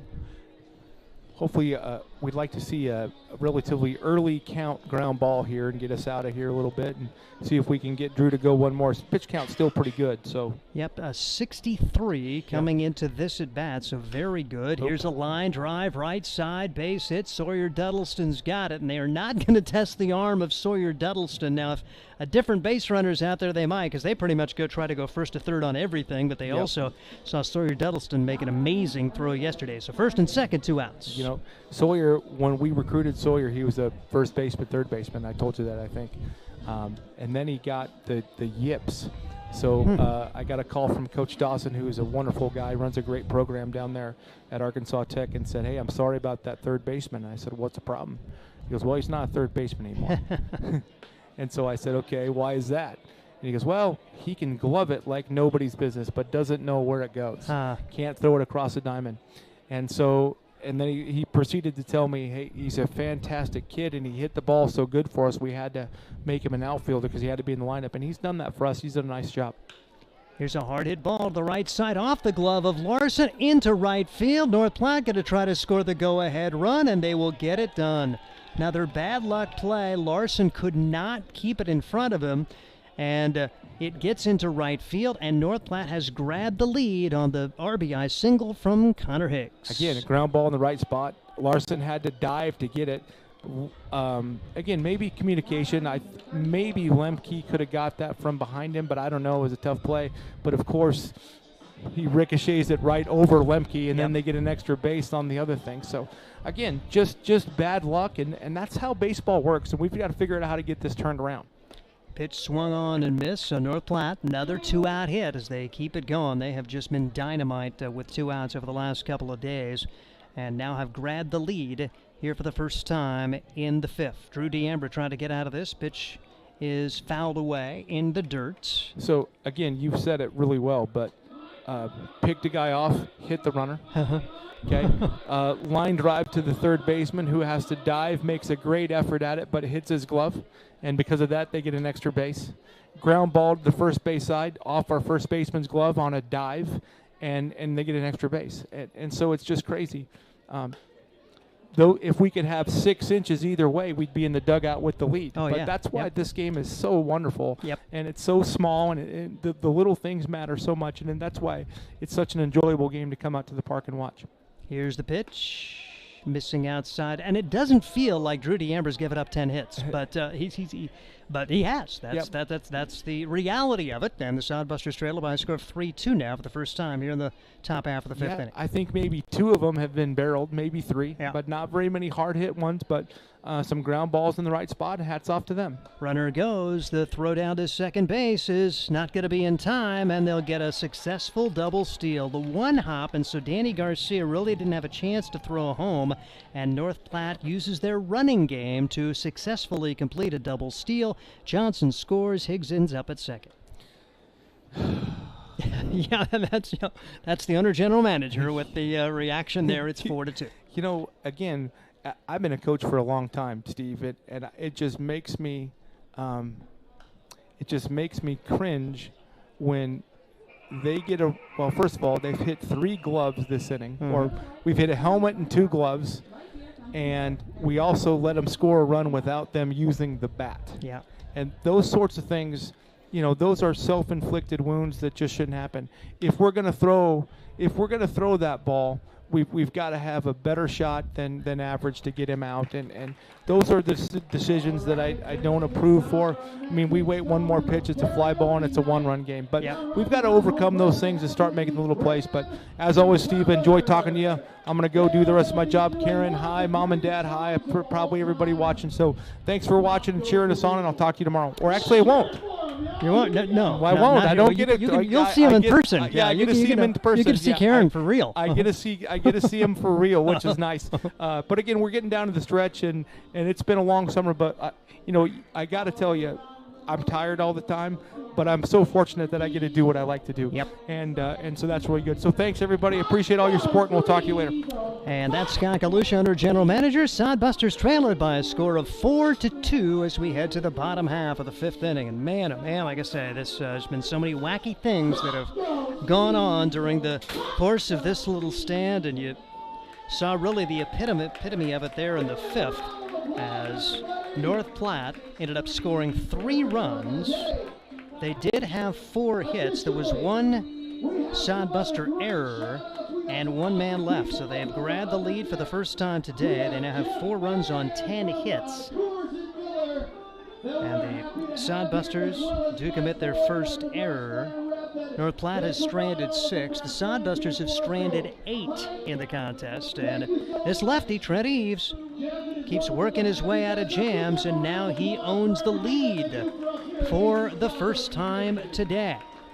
And Eves, working his way now into the 5th inning. Sodbusters had multiple opportunities early, 3 stranded runners in the first, 2 left on base in the second, 2 more in the third. And then that second inning had the bases loaded, 1 out, 1-2-3 double play, ended that threat. Had a leadoff man aboard in the 4th, stole the base, but could not advance to.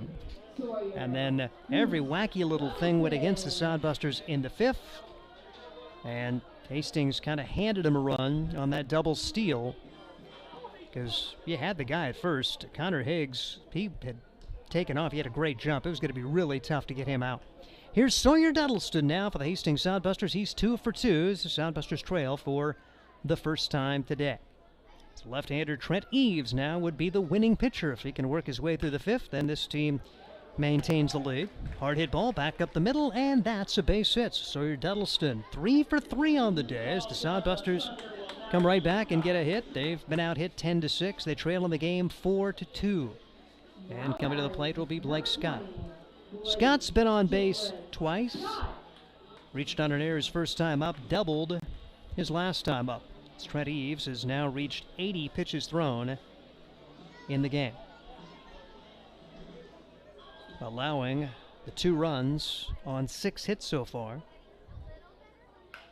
Hard hit ball into right field. That's a base hit. Back-to-back hits to open the inning, and you feel like the Sodbusters again have an opportunity against this guy. Can they find a way to really get a big crooked number? See if Tyson Curtis is up there bunting right now. Curtis is 0 for 1 in the game. First and second, nobody out for the Hastings Sodbusters. That's Trent Eves in yet another jam. Right-handed hitter, Curtis against the lefty, Trent Eves. As Eves takes a look at the runners and the pitch. Curtis bunts at it, but bunts foul. No balls and 1 strike on Tyson Curtis.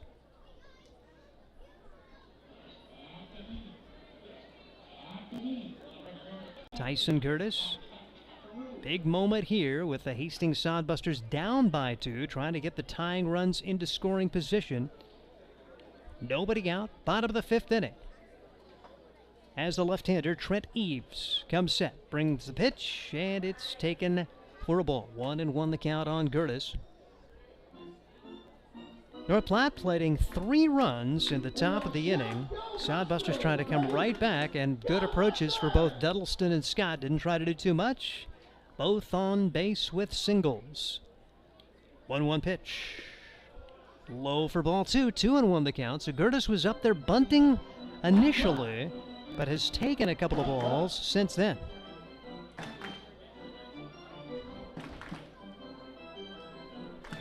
Gertis at the plate.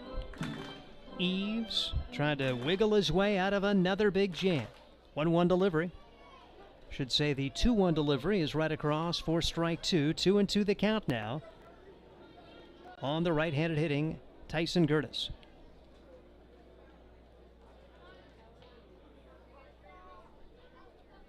Eves a check of the runners. And the pitch. It's upstairs. 3 balls and 2 strikes on Tyson Gertis. 4-2. North Platte on top as the Plainsmen have grabbed the lead for the first time.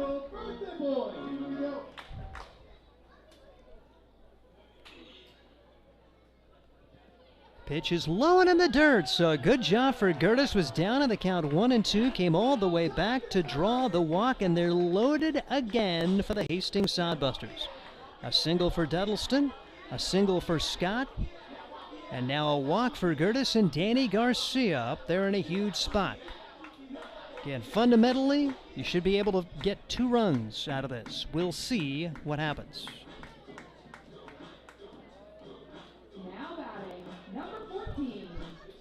There is going to be a visit to the mound here for Eric Sandos, the pitching coach. We do want to have a scoring update.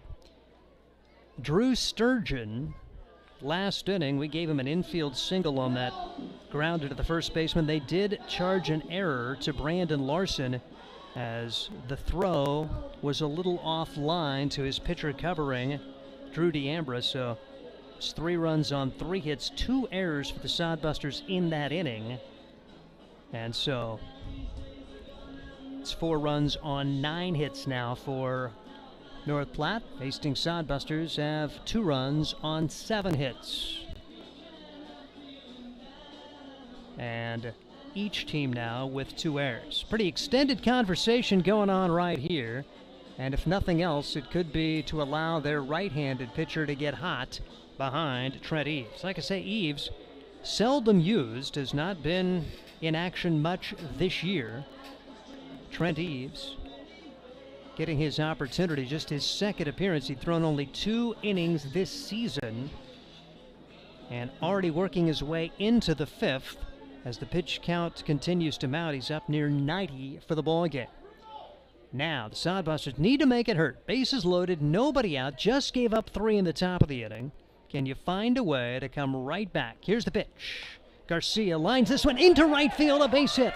1 run will score. The Sodbusters will keep their runners at their respective bases. Ball gets by on the throw, but a good backup there as Trent Eves. So no chance for further advancement. Give an RBI single to Danny Garcia. There's still nobody out. Sawyer Duddleston scores. Blake Scott ends up at 3rd. Tyson Gertis at 2nd. And Matt Lemke tries to come through here for the Hastings Sodbusters. 4-3 the score. So Hastings Sodbusters now down by a run here in inning number 5. So it's been an exciting 5th inning. You saw North Platte erupt for 3 in the top of the frame. Sodbusters have come right back here in the bottom. The pitch. Bouncing ball left side. The shortstop backhands it. Nowhere to go. Infield single for Lemke.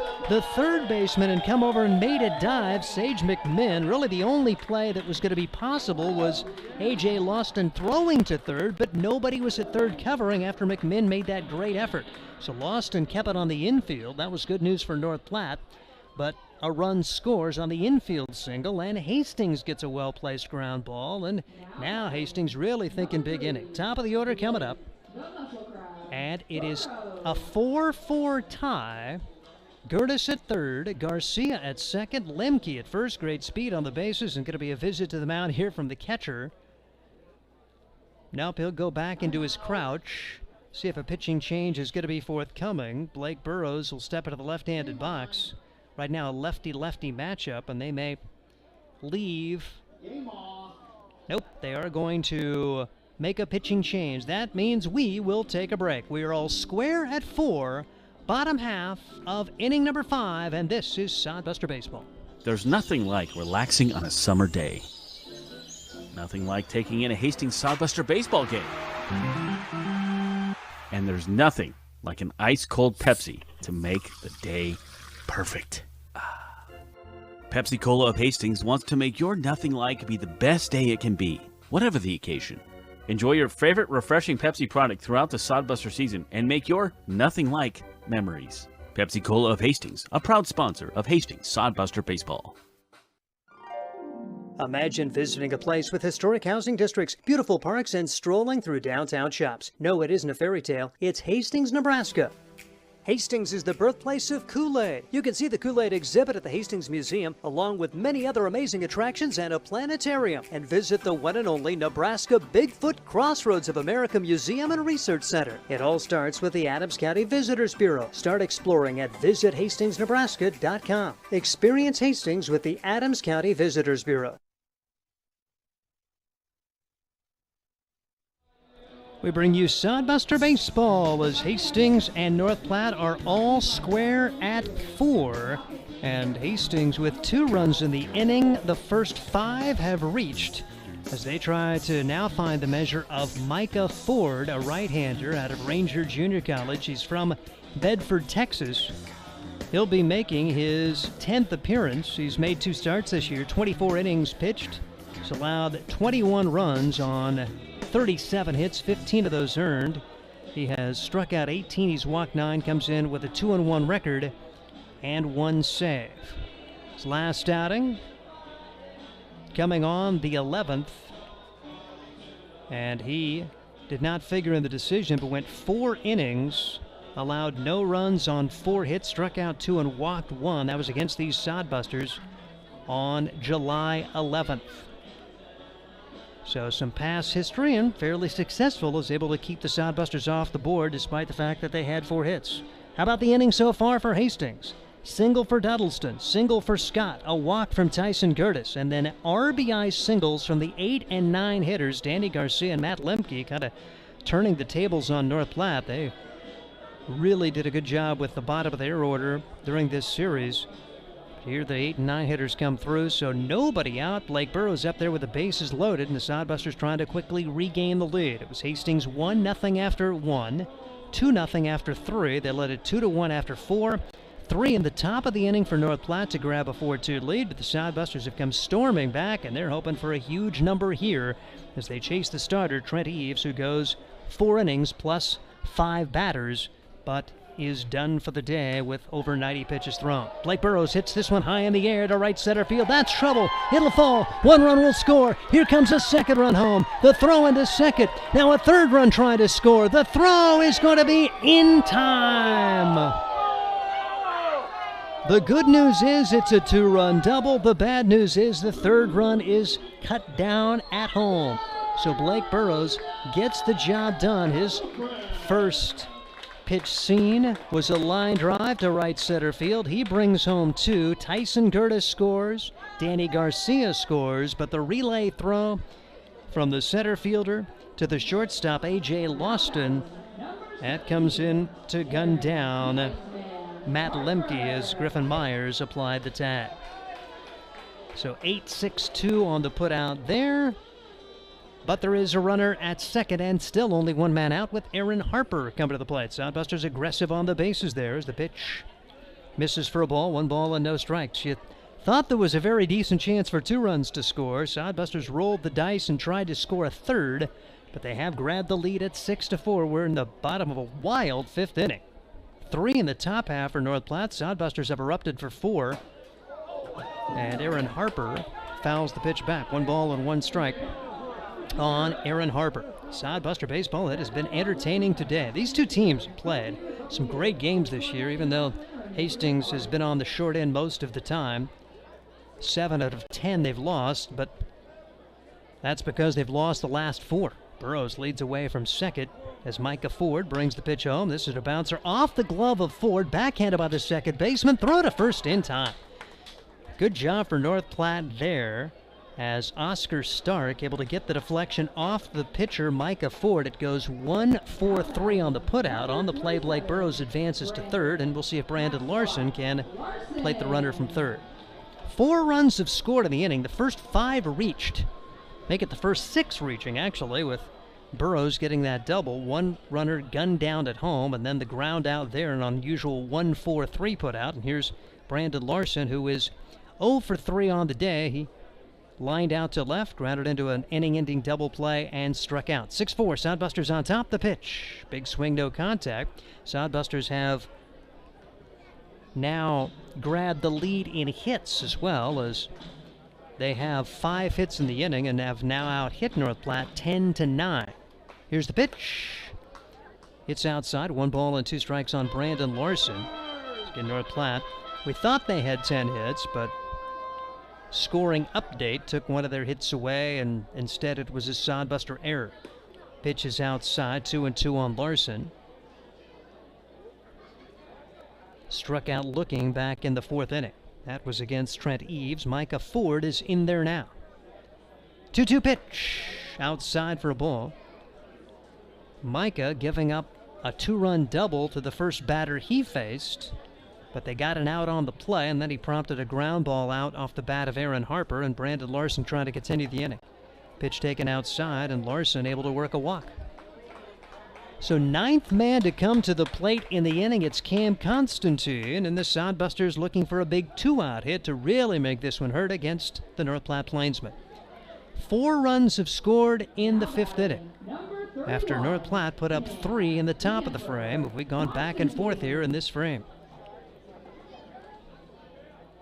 And Ford brings the pitch home. Constantine, first pitch swinging. The third baseman cut in front of the shortstop, and everybody got to be safe. It looked like the guy who had the best shot at it was Lawston. Sage McMinn tried to get over and cut it off. It was off his glove and into left field, and the Sodbusters have extended the lead on the single from Cam Constantine. Blake Burrows scores. Larson ends up at second, and Constantine able to bring a run home. Just placed it perfectly between third and short. I think the shortstop probably at least stops it. I don't know if he's got a play, though. One way or the other, Burrows was going to score. The ball did get into left field, but no chance for further advancement. Here's a bouncing ball foul off the bat of Sawyer Duddleston. 10th man to bat in the inning, and Sawyer began this with a single. So trying for his 2nd hit of the inning, trying for his 4th hit of the day. 3 for 3, 2 runs scored. Big day for Sawyer Duddleston. 7-4. The Sodbusters have grabbed the lead with 5 runs on the board in the 5th. And how about a big 2-out hit from Constantine? Haven't been many of those during this little skid for the Sodbusters. Pitches in there to Duddleston. The count, no balls and 2 strikes on the right fielder for the Hastings Sodbusters. Runners at first and second, 2 outs, and 5 have come in. Duddleston drills this one, but foul. It remains 0-2 on Sawyer Duddleston. Trent Eves goes the first 4 innings, and then he gives up the first 4 runs of this frame. Duddleston, Scott, Curtis, and Garcia all scoring on him.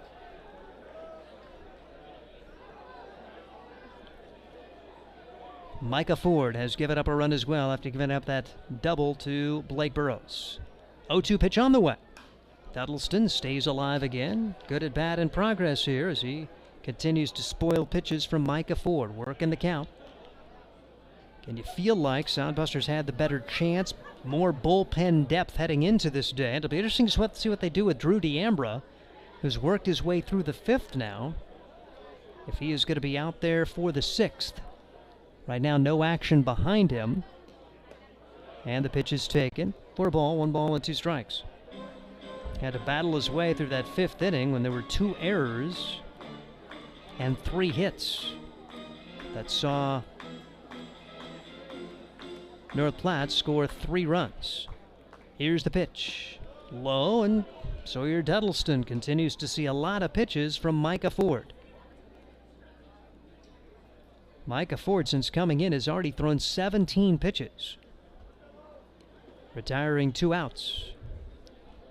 Here's the pitch. Duddleston swings and misses, and that'll do it for the Sodbusters, but a very good go as Hastings puts up 5 runs on 5 hits. and they leave 2. We head to the 6th. Hastings has turned it around. They lead it 7-4, and this is Sodbuster Baseball. Are you tired of lousy internet and faceless customer service? It's time to experience local, honest, hassle-free, and exceptional. That's the Allo promise. We not only provide crazy fast fiber internet, crystal clear TV, and dependable phone service, but we choose to become a part of the communities we serve and love when everyone calls or stops by our store to say Allo. So don't settle for mediocre, settle for exceptional with Allo. Visit us at allofiber.com/local. Nebraska Realty is a homegrown company that is deeply invested in the communities it serves. They are the largest independent real estate brokerage in the state with over 950 agents serving communities all across Nebraska. Nebraska Realty operates on the same principles and values as the people of this state: honesty, hard work, community, and people. They recently opened an office in Hastings and are excited to be part of the community and do their part in helping it thrive. See what Nebraska Realty can do for you at nebraskarealty.com. This is Sodbuster Baseball is ahead of the 6th inning. A wild one in progress here on Getaway Day for North Platte. 7-4, Hastings on top of North Platte. And a new pitcher for the Hastings Sodbusters. We get a look at David Rudgrow, a team leading 12th appearance. He's thrown 18 2/3 innings, allowing 7 runs, 6 of those earned. He's allowed 11 hits, 22 strikeouts, and 14 walks. Comes in with a 1-1 record with 1 save at a very respectable 2.89 ERA. He's going to be facing the 8, 9, and 1 hitters for North Platte. So the day's done for Drew D'Ambra, who would be the winning pitcher with the Sodbusters regaining the lead. D'Ambra working his way through the first 5 innings, allowing 4 runs on 9 hits. Did strike out 5, didn't walk anybody. That was one of the keys for him. Did throw 73 pitches, and he is replaced now with David Rudgrow, right-hander, to face Griffin Myers. And Griffin Myers fouls it back. No balls, 1 strike. Griffin is 0 for 2 on the day. A wild 5th inning. 3 for North Platte and the top of the frame. Sodbusters came right back to get 5 in the bottom of the frame with some large hits during the course of that one. A big 2-run double from Blake Burrows. The bases loaded. Here's a ground ball back up the middle, and it's a single for Griffin Myers, and back comes North Platte as they get a leadoff hit off of David Rudgrow. Hastings Sodbusters and the North Platte Plainsmen, they've played a lot of competitive games this year. The first game of this series, case in point, as 2-2 tie at the end of 9, and North Platte would win it in 10. The first 3 games of this 4-game skid, won by North Platte, all of them were tied late in the contest, and North Platte won them all. Here's Ruffin, number 9 hitter, Jalen Ruffin, 0 for 2 on the day. So he looks to set the table for the top of the order.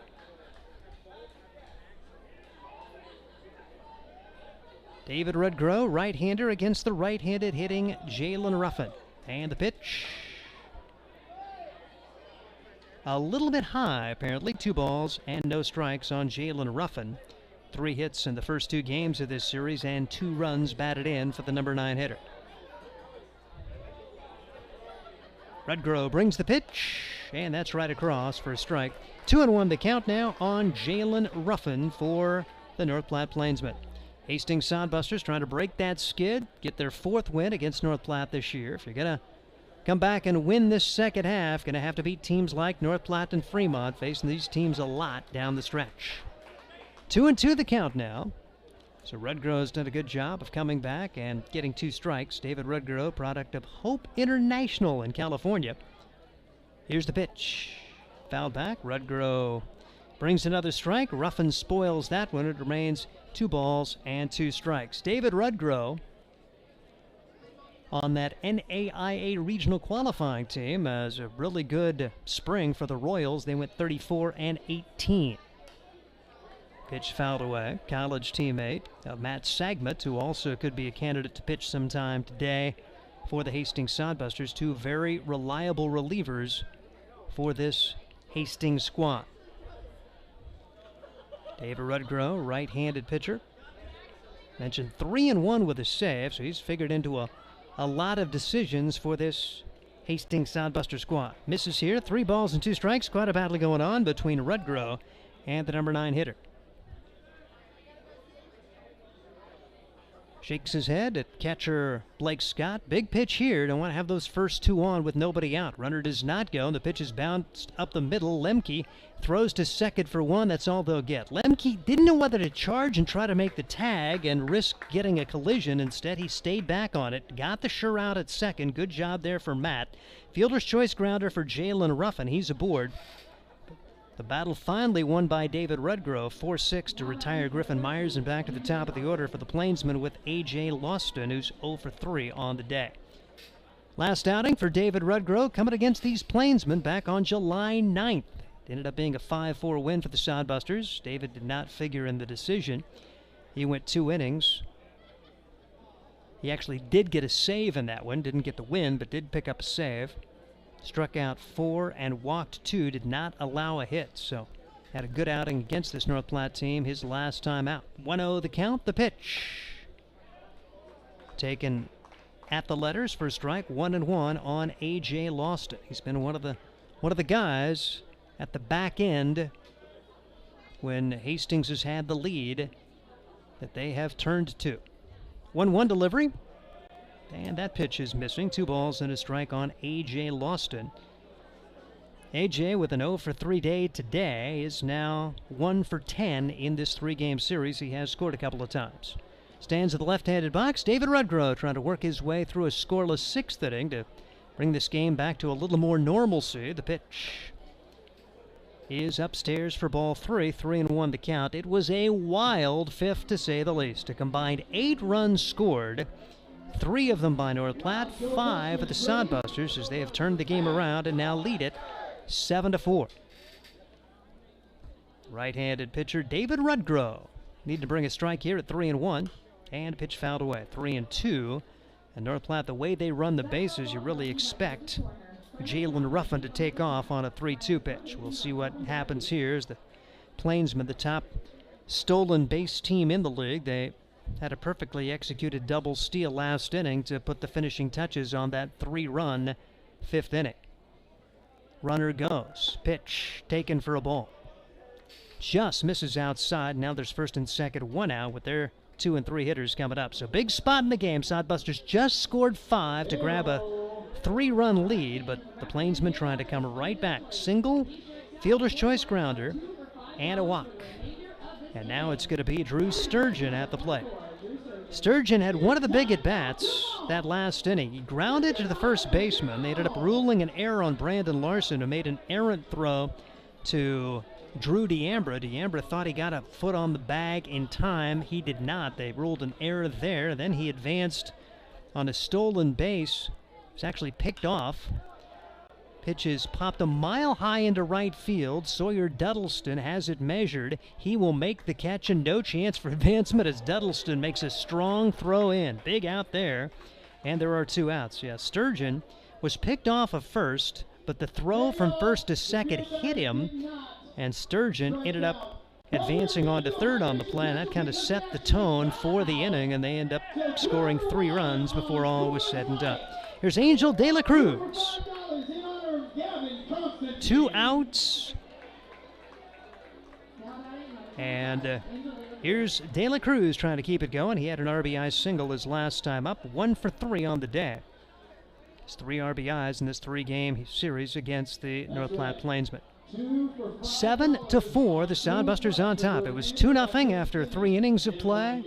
2-1 after 4, but then the floodgates opened. 3 runs for North Platte in the top of the 5th. Sodbusters turned around and got 5 on 5 hits in the bottom of the frame. 7-4 the score. Here's the pitch. Outside. You don't feel like either team is done scoring in this one. 7-4 the score. North Platte, very gritty team. They just keep coming at you. Best record in the league for the North Platte Plainsmen coming into today, even though they're second place in the division in the second half standings. 1-0 delivery is missing, and they didn't win the first half, so it's kind of a quirky statistical anomaly. 2-0 count now on Angel De La Cruz. So perhaps the best team in the league But right now, if the playoffs began, they wouldn't be in the playoffs. 2-0 delivery. Taken upstairs. Western Nebraska wins the first half. They'll be in the playoffs at the end of the year. And Fremont has a half-game lead on North Platte here in the second half standings. Sodbusters have slipped 3.5 games off the pace with this 4-game skid all against North Platte. Chance for Sodbusters really to realistically win 3 out of those 4. 3-0 delivery on the way. De La Cruz takes a 4-pitch walk, and this inning gets a little bit more pressure-filled for David Rudgrove. So a single, a fielder's choice grounder, a walk, a line-out, and another walk. And here is a huge spot in the game for a guy you did not want to see with an RBI chance. Sage McMinn hit the hardest ball of the day, doubled into the right field corner, and scored a run back in the fourth. He has also popped up and struck out. Huge moment with the Sodbusters on top by a score of 7-4, trying to keep the momentum on their side. North Platte trying to grab it right back. Pitch in there for strike one, no balls, and 1 strike on Sage McMinn. Top half of the 6th inning, a 9-inning game, and who knows, maybe more the way these two teams play. A lot of nip and tuckers, despite the fact that North Platte's won 7 of the 10 meetings. 0-1 delivery. McMinn, good swing on that one, but he fouls it back. No balls and 2 strikes on Sage McMinn. Early in the year, Sodbusters went to North Platte, lost 4-3. Later played a doubleheader, split that, winning 2-1 and losing 4-1. Played the July 4th game here, won by the Plainsmen 7-4, and then that 4-game series just wrapping up over the weekend, splitting 2, with the Sodbusters winning the first 2, North Platte winning a second 2. 0-2 pitch on the way. Little looper on the infield, could be trouble. No, it's not. Aaron Harper comes in, makes a little shoestring catch, and that will do it for North Platte. No runs, 1 hit, 3 men left. We head to the bottom half of the 6th inning. It remains Hastings 7, North Platte 4. This is Sodbuster Baseball. Sodbuster Baseball is sponsored by Nebraska Land Distributors. When you come to the ballpark, you can get a Coors Light, crisp, refreshing chill, keeping Nebraska chill, and light beer from Miller. Light beer with more taste. Nebraska Land Distributors also features White Claw. Live your wave. And a trip to the ballpark wouldn't be complete without Leinenkugel's Summer Shandy, refreshing beer with a hint of lemon. Check out these great adult beverages on your next trip to the Hastings Sodbusters, courtesy of Nebraska Land Distributors. You know Graham Tire for their quality tires and service, but did you know that they do brakes, batteries, and oil changes, and even shocks and struts? Graham Tire in Hastings has the quality products and great service you have come to expect from the Graham name. Rick and his crew will get you fixed up and right back on the road safely. And you can trust that the job was done right. That's peace of mind. Graham Tire in Hastings, West 2nd Street, open 7:30 to 5:30, Monday through Friday. A proud sponsor of Sodbuster Baseball.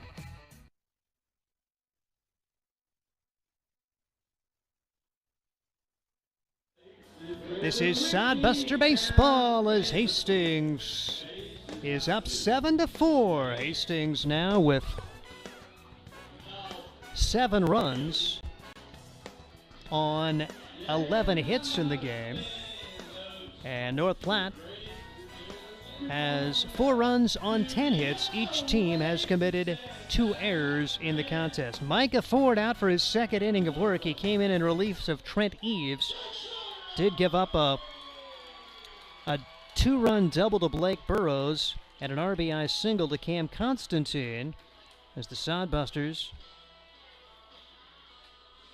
able to pound out 6 hits, 5 runs on 6 hits. They left 2 in that frame and have now stranded 10, while North Platte has stranded 9. So seen 11 runs scored and could have seen a lot more the way this game has gone so far. Sodbusters going to have Blake Scott, Tyson Curtis, and Danny Garcia up there to face Ford. Ford battling his way through that inning after Trent Eves. Eves had worked the first 4 innings and had worked his way out of all kinds of jams, had allowed only 2 runs, but the first 5 reached against him. Single, single, walk, single, and single, and that infield single off the bat of Matt Lemke ended the day. He was the number 9 hitter. Blake Burrows came up and was the first man to face Micah Ford. Got the 2-run double, and the Sodbusters would get him home on the 2-out single from Constantine. So here's Blake Scott for the Hastings Sodbusters, the catcher. He set the table last inning with a single and ended up coming around to score the second run of that frame. Right-handed pitcher Micah Ford brings it home, and Scott takes strike two. Quickly 2 strikes on the Sodbuster catcher. But what a go for Hastings that last inning. Blake Scott's got himself a 2-for-3 day with a single, a double. He's also reached on an error and sprays this one foul. Blake Scott has got his next college plan in line after a successful couple of years at Northern Oklahoma Enid Junior College. He'll be a Washburn-Ichabod in the fall. Hits this one high in the air to center, but having it measured very well is Connor Higgs. Back a few steps. He covers a lot of ground out there with those long legs, and Blake Scott is out on the fly ball out for the first time today. Here's Tyson Gertis. Gertis, one of the key at-bats last inning. He came to the plate first and second, nobody out. Was going to be asked to sacrifice, apparently. Bunted his first attempt, then they took the bunt off. Fell down in the count, but battled his way for a walk. That loaded the bases with nobody out. And for Gertis, who's been scuffling at the plate, for him to get on board, to keep it going, that was huge. And Tyson's been on base twice today and scored a run.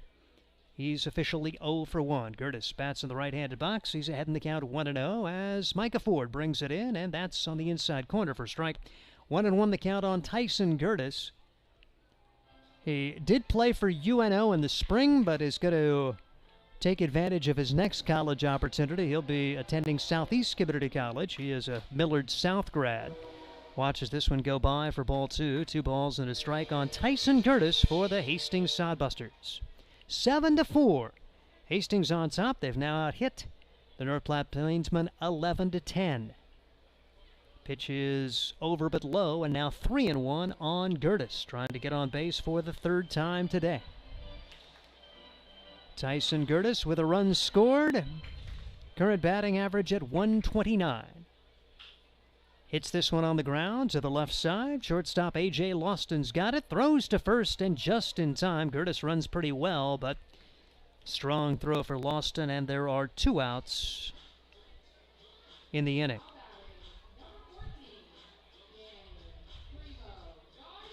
And that will bring Danny Garcia to the plate. Garcia with an RBI single his last time up.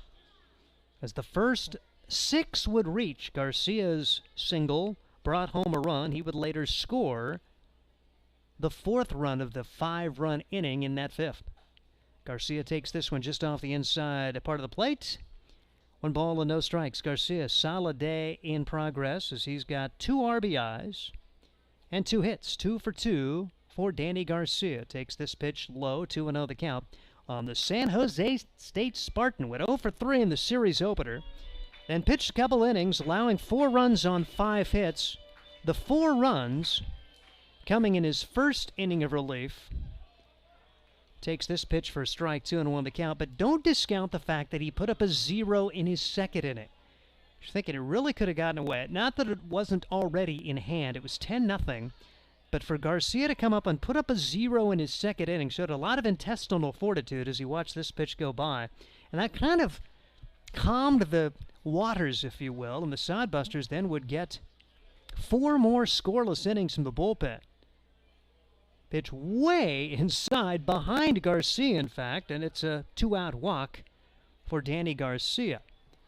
As you had Liam Grimble come in and work a scoreless inning, and then Blake Burrows put up 3 scoreless innings. Sodbusters worked their way back into the game as they lost the contest 10-6, and it also set the stage for today where you didn't have to use any of your other regular bullpen guys, if you will, even though those other guys are very solid. But if you wanted to keep guys like Matt Sagma, David Rudgrow available, they are able to do that because of the work of Grimble, of Garcia, and particularly Blake Burrows. Pitch foul back, no balls, 1 strike on Matt Lemke, who's 1 for 3 on the day with the RBI infield single his last time up. 0-1 pitch inside for a ball. 1 ball and 1 strike on Matt Lemke. Lemke with a single, then he was gunned down at home on what was hopefully going to be a 3-run double from Blake Burrows, but Lemke just couldn't quite beat the throw, and he was out. 1-1 delivery. Hard hit ball, base hit left side.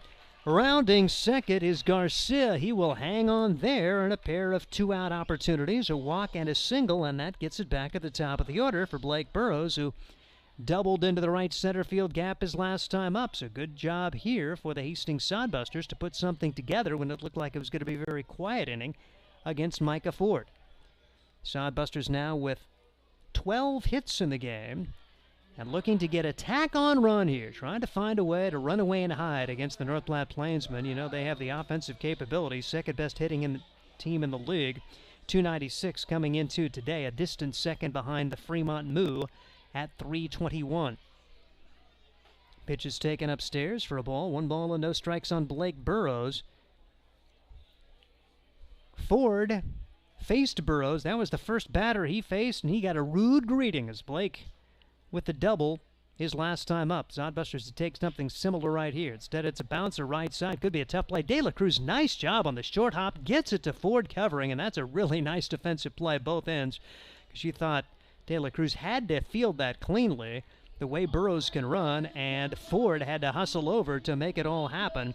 And when all is said and done, the Sodbusters do not score. No runs, 1 hit, 2 men left. We head to the 7th inning. It remains Hastings 7, North Platte 4. This is Sodbuster Baseball. Are you tired of lousy internet and faceless customer service? It's time to experience local, honest, hassle-free, and exceptional. That's the Allo promise. We not only provide crazy fast fiber internet, crystal clear TV, and dependable phone service, but we choose to become a part of the communities we serve and love when everyone calls or stops by our store to say Allo. So don't settle for mediocre, settle for exceptional with Allo. Visit us at allofiber.com/local. The Adams County Visitors Bureau is the perfect place to start your Hastings experience. Hastings is the birthplace of Kool-Aid. See the Kool-Aid exhibit at the Hastings Museum along with many other exhibits and a planetarium.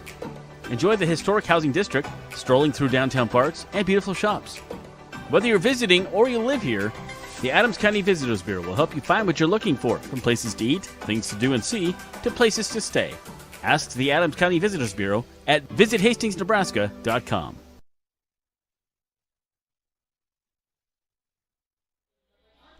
Sodbuster Baseball as Hastings has taken a 7-4 lead. David Redgrove out for his second inning of work.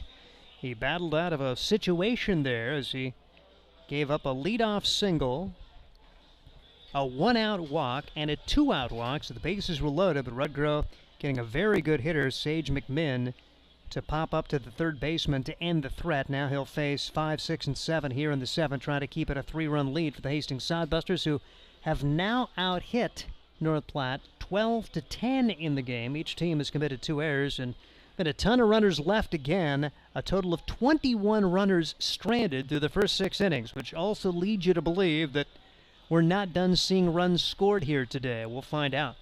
Sodbusters with an eye-popping number of stranded runners. 17 on Tuesday, 15 yesterday.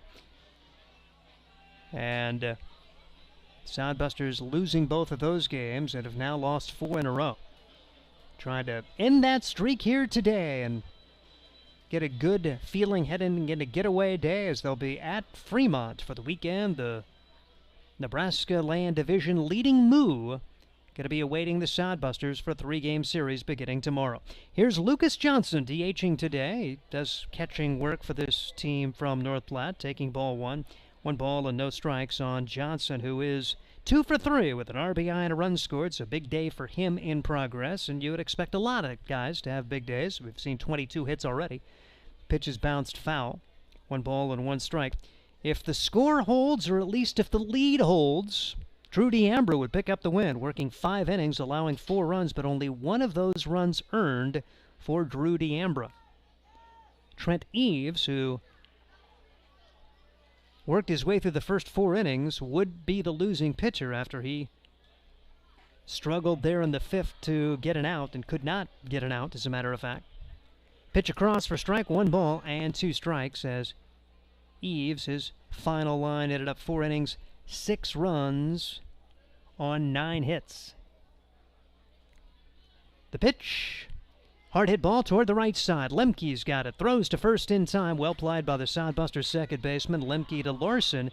And there's one out in the 7th.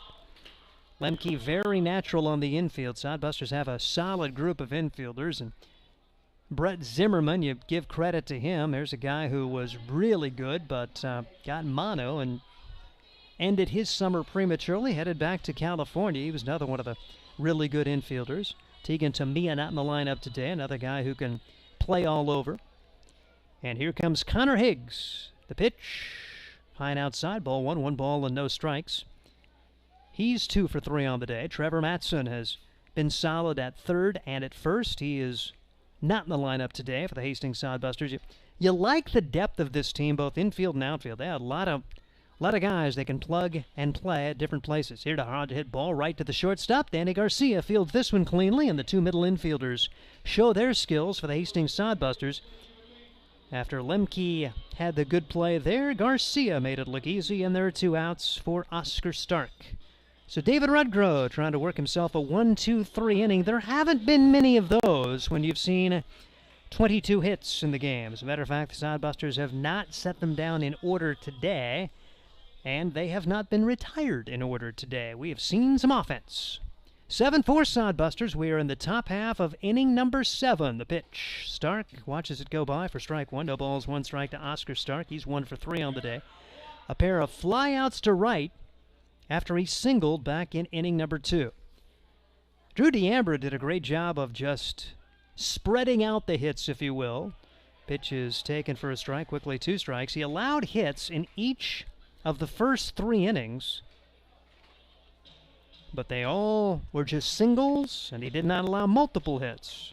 Did allow a double and a single as part of 3 straight in the 4th, but got out of that with only the 1 run allowed. That was huge for him. And then the 5th got away from him a little bit, but not really his fault. 2 errors in the inning, and then some deflected balls off Sodbuster gloves, and when all is said and done, North Platte had played at 3. 1-2 pitch on the way from David Rudgrove, and that's inside. 2-2 now on Oscar Stark. Sodbusters 7, Plainsmen 4. It's the final game of this 7-game series spanning 2 cities. The 3-game homestand here for the Hastings Sodbusters. They're going to be headed off to Fremont. Meanwhile, North Platte going to head home to play the Nebraska Prospects for 3, and then they'll get the Canyon County Spuds making the long trek to Nebraska. Swing and a miss. David Rudgrove, 1-2-3, rock solid here in the 7th.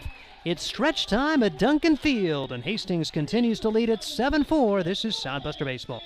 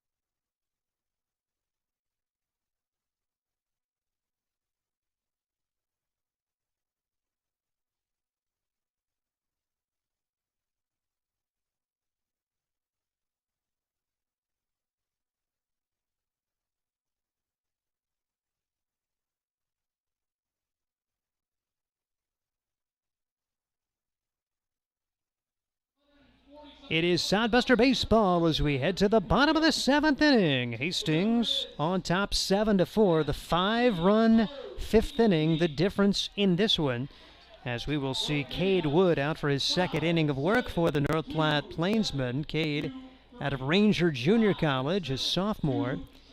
And Wood, who worked a scoreless 6th inning, now trying to shut him down here in the 7th as well. Cade Wood for the North Platte Plainsmen. Wood right-hander against the 2, 3, and 4 batters here in the 7th. Aaron Harper, Brandon Larson, and Cam Constantine. Sodbusters with 7 runs on 12 hits. North Platte 4 runs on 10 hits. Each team has committed 2 errors in the game. As the right-handed hitting Aaron Harper will come to the plate. Fielder's choice grounder, a run scored his first time up. He's also walked. He grounded out. Stands in there now, and he grounded out his last time up on a weird deflected play off the pitcher's glove and into the glove of the second baseman. Throw to first, so 1-4-3 ground out. Pitch taken for a strike, quickly 2 strikes on Aaron Harper. Bottom half of the 7th inning, Sodbusters looking for a tack-on run or 2 here to try to extend a 7-4 lead. 0-2 pitch. Harper grounds this one to the left side. Lawston, the shortstop's got it. Stumbles a bit, throws to first in time anyway. A bang-bang play, and there's 1 man out. Coaching first base today, Sam Adams for the Hastings Sodbusters. Again, they lost their 3rd coach. Good opportunity for Jake Bigham to make his next coaching chance. And so he has left the program, and that leaves the first base coaching duties to whoever's not playing. It's been a variety of guys. Pitch taken for ball 1. Brandon Larson up there now. Larson 0 for 3 on the day. Walked his last time up. But that was big in the 5th. Every opportunity you could have, that set the stage for Cam Constantine, who had the big 2-out RBI single to put the finishing touches on the 5-run 5th to turn the game around after North Platte had plated 3 in the top of the inning. So right off the end of the bat, third baseman charges. McMinn throws, and in time, 2 quick outs, and a good job here for Cade Wood to get 2 up and 2 down on 2 pretty good hitters. 5-3 on the putout there after the 6-3 retirement of Aaron Harper, and Cam Constantine will step to the plate after Brandon Larson grounded out. Constantine is 2 for 4. An RBI single his last time up. The pitch taken inside for ball 1 on the UT Longhorn. As Cade Wood, the Ranger, brings it home.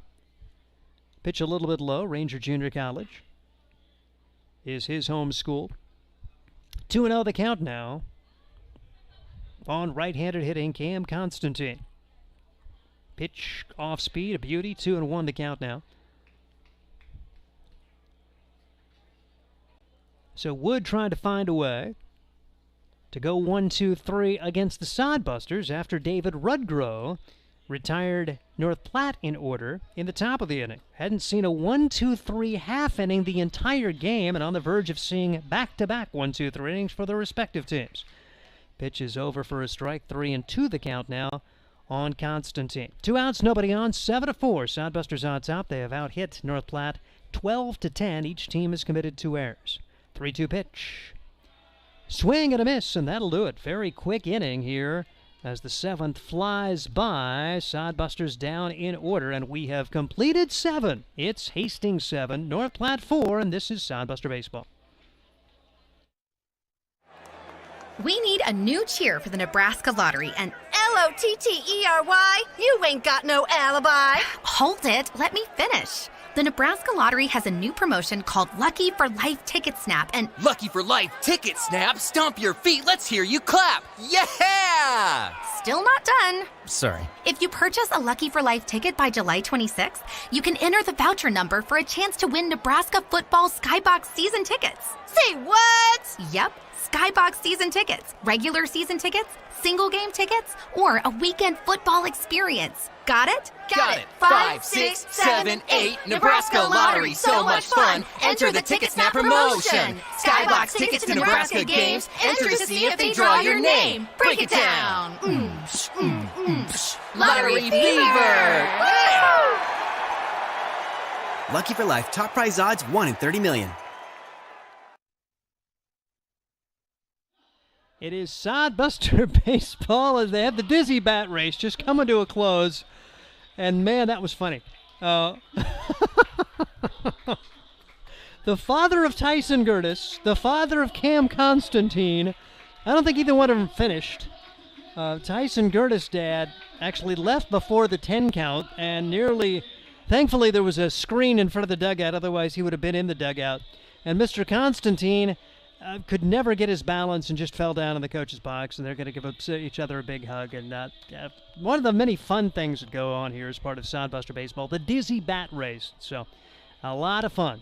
And by the way, happy birthday to Tyson Gertis, who's playing in left field. 21st birthday today, and he had to enjoy watching his dad in that. And Cam Constantine, the DH, in the dugout, viewing his dad involved in that particular game. 7-4 right here. Sodbuster trying to put the finishing touches on a victory here on Getaway Day before heading off to Fremont. It's going to be 8-9-1 for the North Platte Plainsmen. Myers steps to the plate and takes ball one ball and no strikes. David Rudgrove scuffled his first inning as allowing 3 base runners, but then mowed him down in the 7th, a couple of ground outs and a strikeout. But Cade Wood countered that with a 1-2-3 inning. Ford fouls the pitch away. Griffin Myers with the foul ball there. 1 ball and 1 strike on Myers, who is 1 for 3 on the day. Singled his last time up. He's also grounded out and struck out. 7-4 Sodbusters. It's getting late. Top half of the 8th inning. You'd love to see a drama-free last couple of innings, but there just have not been very many of those for Sodbuster fans this year on the home field. No lead was safe early in the year in particular. Count goes to 2 balls and a strike on Griffin Myers.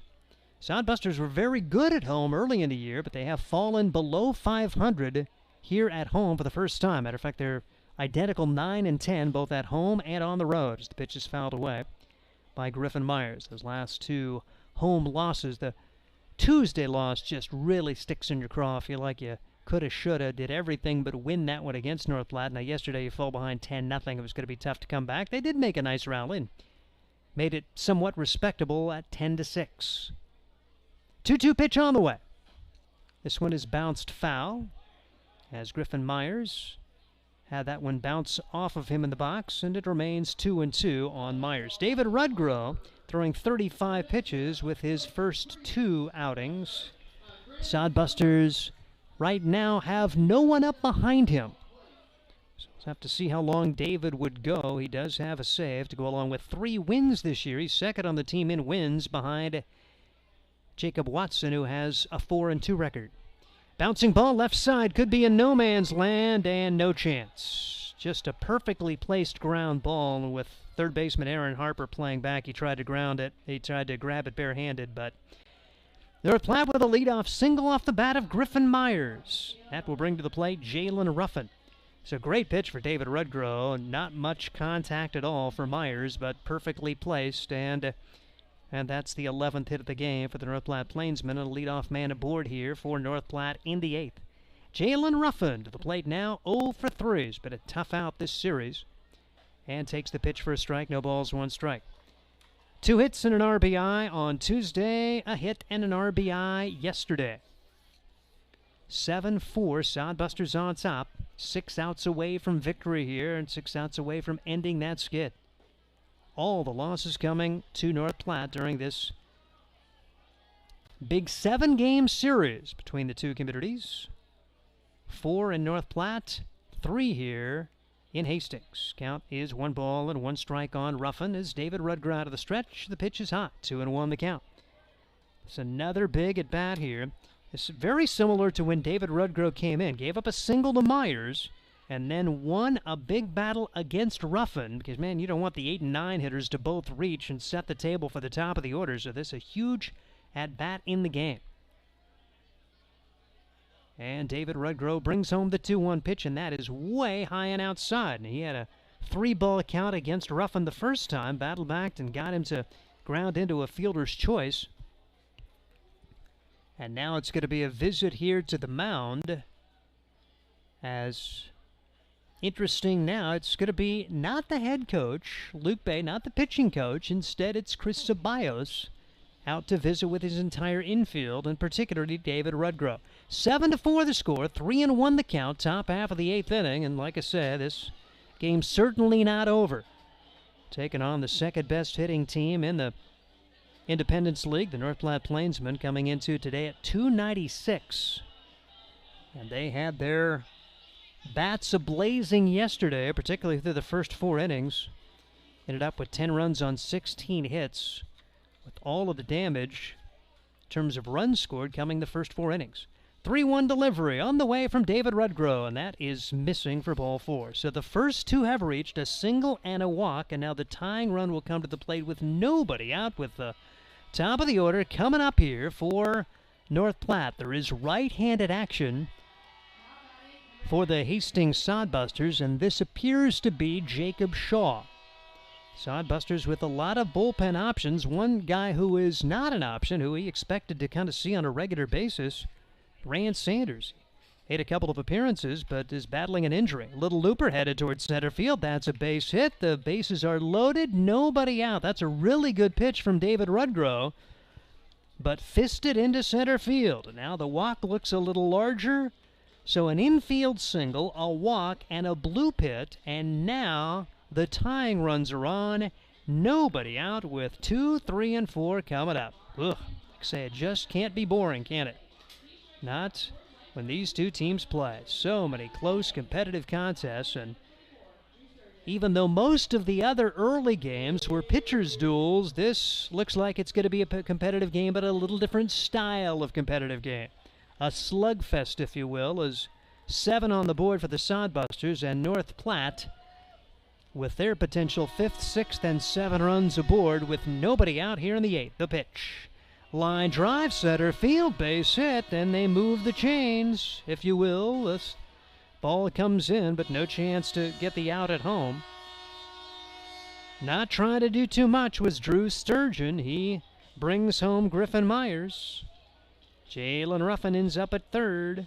A.J. Lawston at 2nd, and after that 1, 2, 3, 7th, the first 4 have reached for North Platte here in the 8th. Now the tying run is at second base. The go-ahead run at first, and a pitching change is coming for the Hastings Sodbusters. We'll take a break, tell you about the new Hastings pitcher when we come back. Hastings 7, North Platte 5, and this is Sodbuster Baseball. Eagle Distributing and Budweiser are proud to be sponsoring the Hastings Sodbusters. Budweiser has been linked to organized baseball since 1980 with a continued commitment to celebrate America's favorite pastime. The Budweiser brand was introduced in 1876 using time-honored brewing methods such as beechwood aging, which provides unparalleled balance and character. Each batch of Budweiser stays true to the same family recipe used by 5 generations of Busch family brewmasters. We welcome you to enjoy a cold Budweiser while cheering on your favorite hometown team, the Hastings Sodbusters. Get the latest in news, sports, and local interest stories with the Hastings Tribune. The Tribune's award-winning staff provides you with the best in local content, from the news you need to amazing photographic moments to the latest in Sodbuster baseball news. Check out the classifieds, browse the business directory, and more. The Hastings Tribune, always a good read. Pick up the latest issue or subscribe today. Both print and e-editions are available. HastingsTribune.com. The Hastings Tribune, a proud sponsor of Sodbuster Baseball. It's always interesting. Sodbuster Baseball, 7-5 in the 8th. 1 run has scored. The bases are loaded. Nobody out for North Platte. And on comes Jacob Shaw. See what he can get done here, trying to hold the 2-run lead. David Rudgrow working 2 scoreless innings. He worked a 1, 2, 3, 7th, but an infield single, a walk to the number 9 hitter, then singles from the number 1 and 2 hitters, and that chased David. He's responsible for the 3 guys out there, and Shaw trying to keep it that way. For Jacob Shaw, he is making his 9th appearance, 11 2/3 innings thrown. He has allowed 10 runs on 16 hits, struck out 15. He's walked 8, an ERA of 7.71 for Jacob Shaw. 0-1 record on the year. His last outing coming against the Plainsmen when he took the loss on July 11th. Worked an inning and a third, allowed 1 run on 2 hits, struck out 1, and walked 2. That was the walk-off win in the finale of that 4-game series, the second of the 4-game losing streak during this tenure. So Shaw would love to come out, find a way to minimize the damage, and right now you're just hoping to leave this inning with the lead. 1 run has scored, bases loaded, and 3, 4, and 5 up there for North Platte. About a double play ball. That would be nice. Sodbusters haven't had many things bounce their way during this 4-game skid. A little luck would be okay. Here's the pitch from Jacob Shaw. Big swing, no contact for Angel De La Cruz. Good RBI guy. Singled and knocked in a run back in the 5th. He's 1 for 3 on the day with a run scored. Angel De La Cruz for the North Platte Plainsmen out of the University of Texas, Rio Grande Valley. Grounds this one to the left side. Nice stop there for the third baseman. The throw home for 1. Back to first, and not in time. Throw may have pulled Larson off. I don't know if they were going to get De La Cruz anyway. One way or the other, great play for Aaron Harper to grab it on the short hop. If that gets by, 2-run score. When all is said and done, Luke Bay going to come out and see if the home plate umpire had any better look at that throw down to first to see if they could get the double play. Tim Stroman, home plate umpire. Brady Harrison is the field umpire.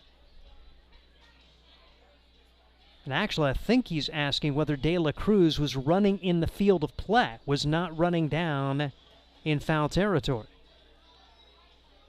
That's going to be the argument there. And De La Cruz comes up a little bit gimpy on the play. So De La Cruz at this point reaches on the fielder's choice.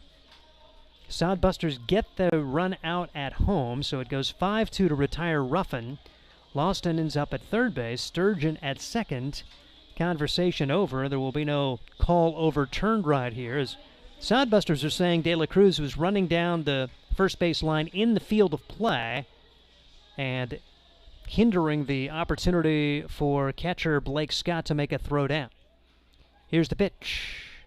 As to the plate comes Sage McMinn. And think this threat's over? No, McMinn rock solid despite his 1 for 4 day today.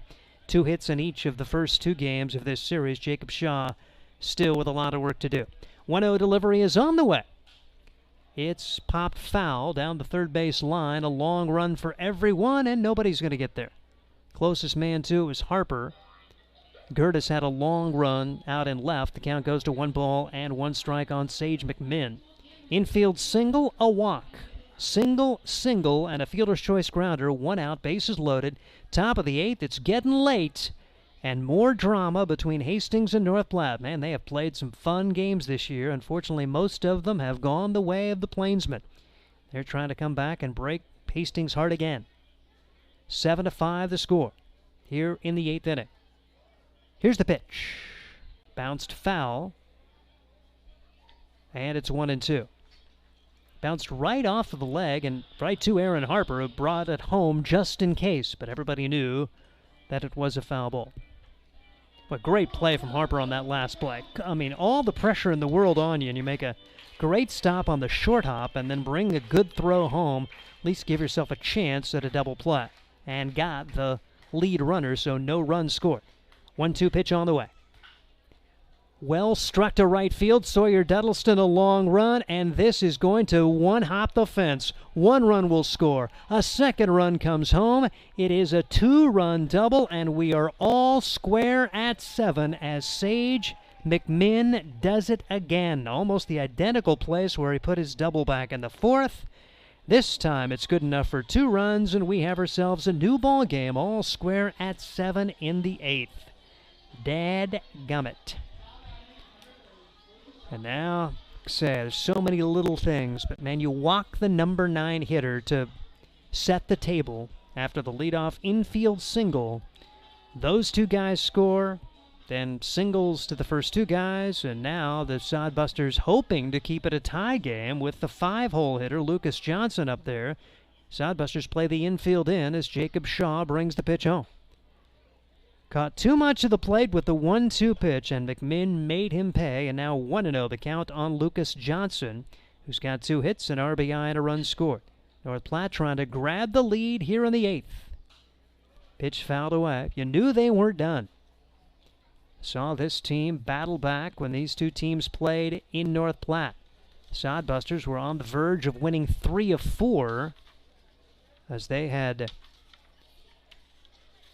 put the disappointment of the Game 2 doubleheader loss behind them, apparently, taking an early 4-0 lead on Monday night, but saw the Plainsmen rally for 1 in the 3rd and 3 in the 6th. The Sodbusters regained the lead at 5-4 in the 7th. The Plainsmen tied it in the 7th and won it in the bottom of the 9th, 6-5.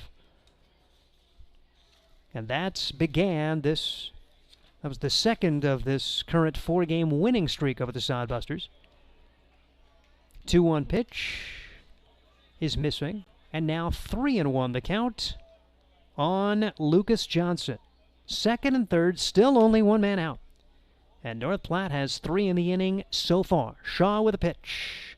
Bouncing ball off the glove of the shortstop and into left field. A run will score. You had the drawn-in infield, and it was going to be a tough play for Garcia, who tried to get a glove on it, could not grab it cleanly. It is going to be ruled a single, which I think is the right call. And you roll the dice, you play the infield in, you hope a ball's hit right at you, and it wasn't quite right at him. Johnson gets the single, he gets the RBI, and North Platte has taken the lead. Sodbusters now will put their infield at double play depth, trying to hope to prompt a ground ball at a middle infielder, and North Platte has grabbed the lead with a huge inning in progress, and there's still only one man out. So Shaw's come in. Fielder's choice grounder, but then the RBI double, the RBI single, and North Platte not done. First and third. And still only one man out. Shaw brings home the 1-0 pitch, and this one is drilled right center field. That is going to be big trouble. Sawyer Duddleston going back, and did he make the catch? Are you kidding me? What a play for Sawyer Duddleston in the deep right center field gap, one of the deepest parts of the ballpark. What a play for Sawyer Duddleston. It is a sacrifice fly for Connor Higgs, but Duddleston taking away a double, maybe a triple. McMinn scores on the sacrifice fly. Johnson has to retreat to first. There were 2 outs in the inning, and Sawyer Duddleston has shown his defensive prowess last couple of games. Now the 2 umpires are going to get together right here. Sodbusters may appeal that the runner from third left prematurely. We'll see what the call is going to be. Right now, it's a 9-7 lead for North Platte. What an inning for the Plainsmen as they totally turn this game around with a 5-run 8th. So the Sodbusters going to have to get the bats going again. They had scored 5 runs in the 5th inning after North Platte put up 3, but give the Plainsmen a lot of credit. They just kept after it. And they have put 5 on the board. Sodbusters, the infield single to begin it all. Then a walk, single, fielder's choice grounder, 2-run double, RBI single, and a monster sacrifice fly. Appeal apparently unsuccessful, and so it'll be Oscar Stark, 9th man to bat in the inning for North Platte. 5 of them have scored so far. Jacob Shaw, since coming in, has allowed a couple of hits and a sacrifice fly. Pitch is swung on and missed in the dirt. Ball does go from first to second. I should say the runner as Lucas Johnson advances on the wild pitch. 0-1 the count now on Oscar Stark, and any old single to the outfield likely plates another here for North Platte. 9-7 Plainsmen as they have put up 5 runs in the 8th inning. As Jacob Shaw, right-hander, brings it in. Big swing, no contact. And Oscar Stark down to the count, no balls and 2 strikes. An unfortunate turnaround here in the 8th. And the Sodbusters only will have 6 outs with which to work as they have fallen behind here in inning number 8. Shaw out of the stretch and the pitch. Foul back. Stark doing a good job of staying alive there, and he'll get another chance. Shaw's thrown 15 pitches since coming in for David Rudgrow, who worked 2 scoreless innings, but the wheels really falling off as the first 4 reached against him this inning. 3 of them would come in to score, and he would be the losing pitcher if this score holds.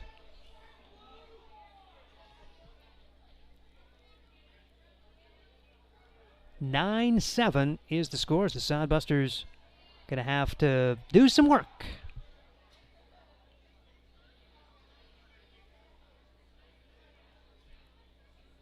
Runner leading away from second. Shaw brings home the pitch. Stark flies this one high in the air to right field. Duddleston started out. Will go over to the line and make the play. Two pretty good outfield chances there for Sawyer Duddleston, but North Platte comes up with 5. We head to the bottom half of the 8th inning. It's North Platte 9, Hastings 7. This is Sodbuster Baseball.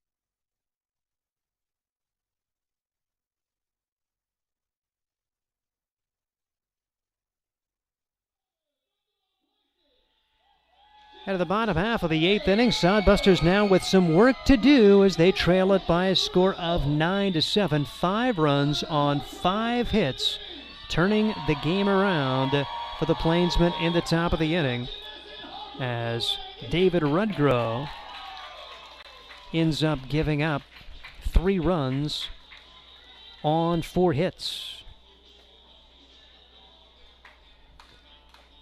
Jacob Shaw coming in, giving up 2 runs on 2 hits. He would actually be the losing pitcher if this score holds, as Shaw giving up the fielder's choice grounder, the 2-run double to McMinn, the RBI single to Lucas Johnson, and the sacrifice fly to Connor Higgs.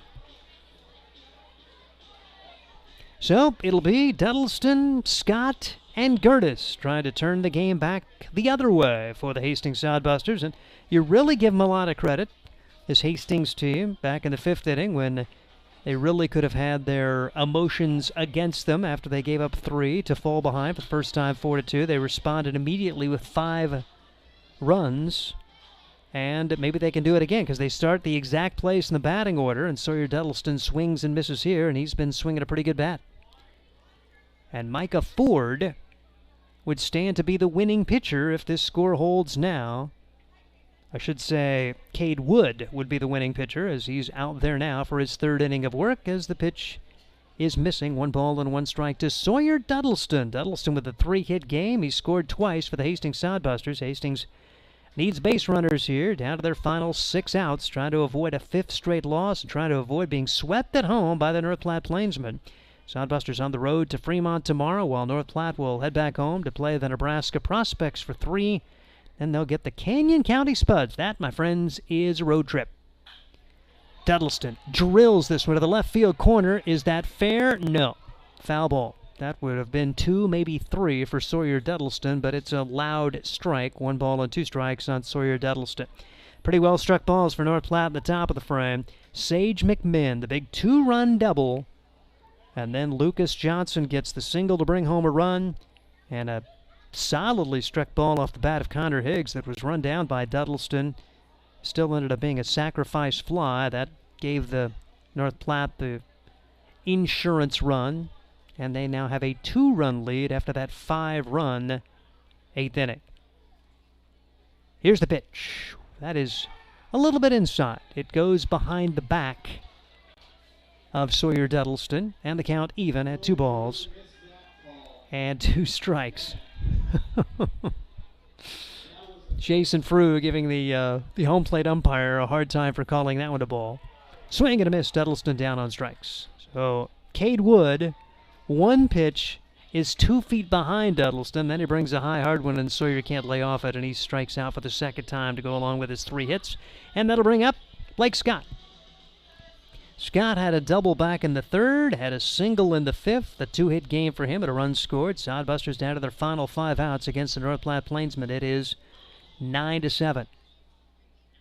Looks like action in the bullpen for North Platte. Hard hit ball up the middle, and that's a base hit. So 1-out single for Blake Scott. Sodbusters at least get 1 here. Try to get some momentum back. Tyson Gertis, birthday boy, comes to the plate. He's been on base a couple of times today. 0 for 2 for Tyson Gertis with a walk and a run scored. He's also been hit by a pitch. 21st birthday for Tyson Gertis. He's going to be taking his baseball skills on to Southeast Community College after attending the University of Nebraska, Omaha. Pitch swung on and missed. No balls, one strike. Runner at first, one man out. Sodbusters trail again. And back and forth, Sodbusters led it 2-0. They were up 2-1. North Platte took a 4-2 lead. Sodbusters battled back to lead 7-4, but 5 in the 8th. Tyson Curtis skies this one in the air down the third base line. 3 North Platte Plainsmen converge, and nobody can make the play. The shortstop made the late call on it. A.J. lost him, but he overran it. And Gertis catches a break. We'll see if he can take advantage of that and get another swing at it right here. Cade Wood on to try to pick up the win here in his third inning of work. 40 pitches thrown now for Cade Wood. Trent Eves started, went the first 4 innings. Micah Ford worked an inning, and Cade Wood now in his third inning of work. No balls, 2 strikes, 1 out, and a helmet issue for Tyson Gertis. 9-7 North Platte, 9 runs, 15 hits for the Plainsmen. They have swung the hot bats throughout the course of this year, second best hitting team in the Independence League. Yesterday they were able to amass 16 hits. Sodbusters had 15 in their own offensive output, but it was North Platte winning it 10-6. Here's the pitch. Bouncer foul. Nice play for Chris Ceballos. Fields that one cleanly. Catcher playing like an infielder there. 1-2 the count. On Tyson Gertis. Runner at first, 1 man out.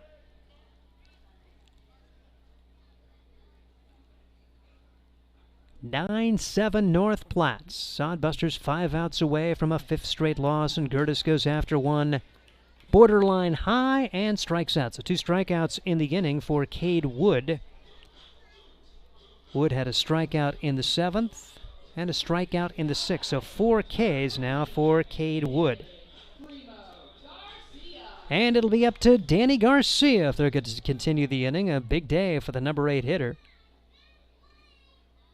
He is 2 for 2 with a couple of RBIs. First pitch swinging here, and this one into left field, and going to be run down nicely. Good hustle there as cutting off that ball in the gap was Jalen Ruffin, and Hastings is turned away. No runs on 1 hit. 1 man left. We head to the 9th. It's North Platte 9, Hastings 7. This is Sodbuster Baseball. Life is busy. Between family events, the kids' activities, work, and driving here and there, who has time to wait in the checkout line? The new Sam's Club Scan and Go app lets you scan, pay, and head to the door. Or try curbside pickup. Just shop, park, and let them load it into your car.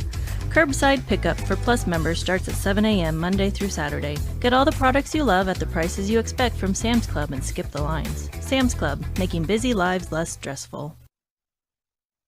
Let's face it, we move our bodies around a lot. And sometimes things happen. A tweak, twist, pull, strain, ache, or pain. At Fisk Chiropractic and Sports Care, their goal is to restore your mobility, keep you moving, and ensure your rehabilitation is effective, efficient, and stress-free. Do you suffer from headaches and neck pain, lower back or sciatica? Call Fisk Chiropractic and Sports Care today. Start to discover wellness through chiropractic care. Fisk Chiropractic Sports Clinic.com. Start feeling better now.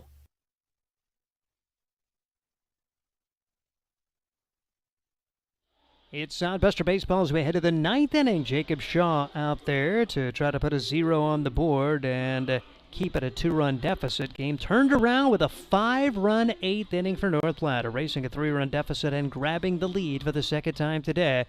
Now Hastings needs 3 outs and at least 2 runs to send this baby to extra innings. For Shaw, ended up allowing 2 runs after coming in for David Rudgrow. Rudgrow allowing the 3 runs to begin the inning as the first 4 would reach against David Rudgrow.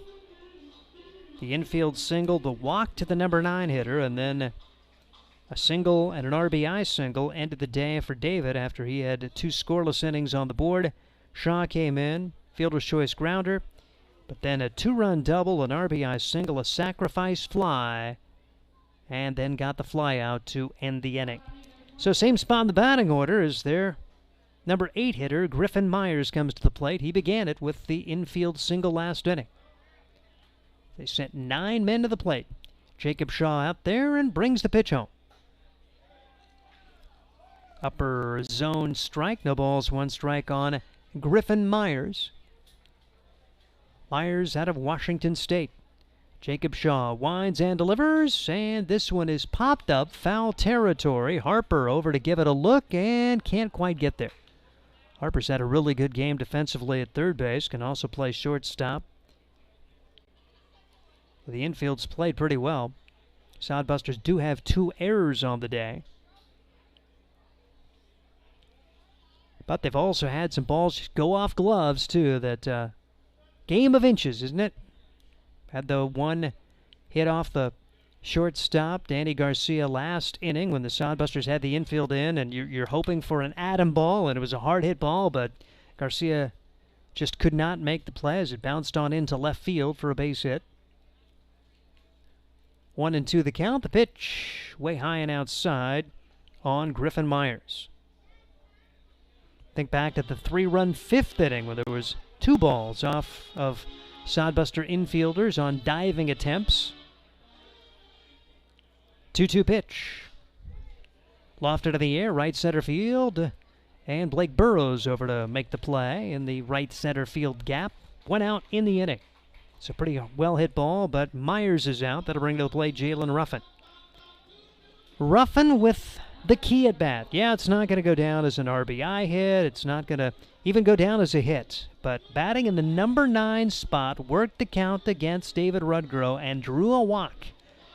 So your 8 hitter gets an infield single, then the number 9 hitter walks. And man, you do that, and more times than not, you're going to give up a big inning. The Sodbusters would give up 5. Shaw, 0-1 pitch, and it's popped foul, out of play. Count 2 strikes on Jalen Ruffin.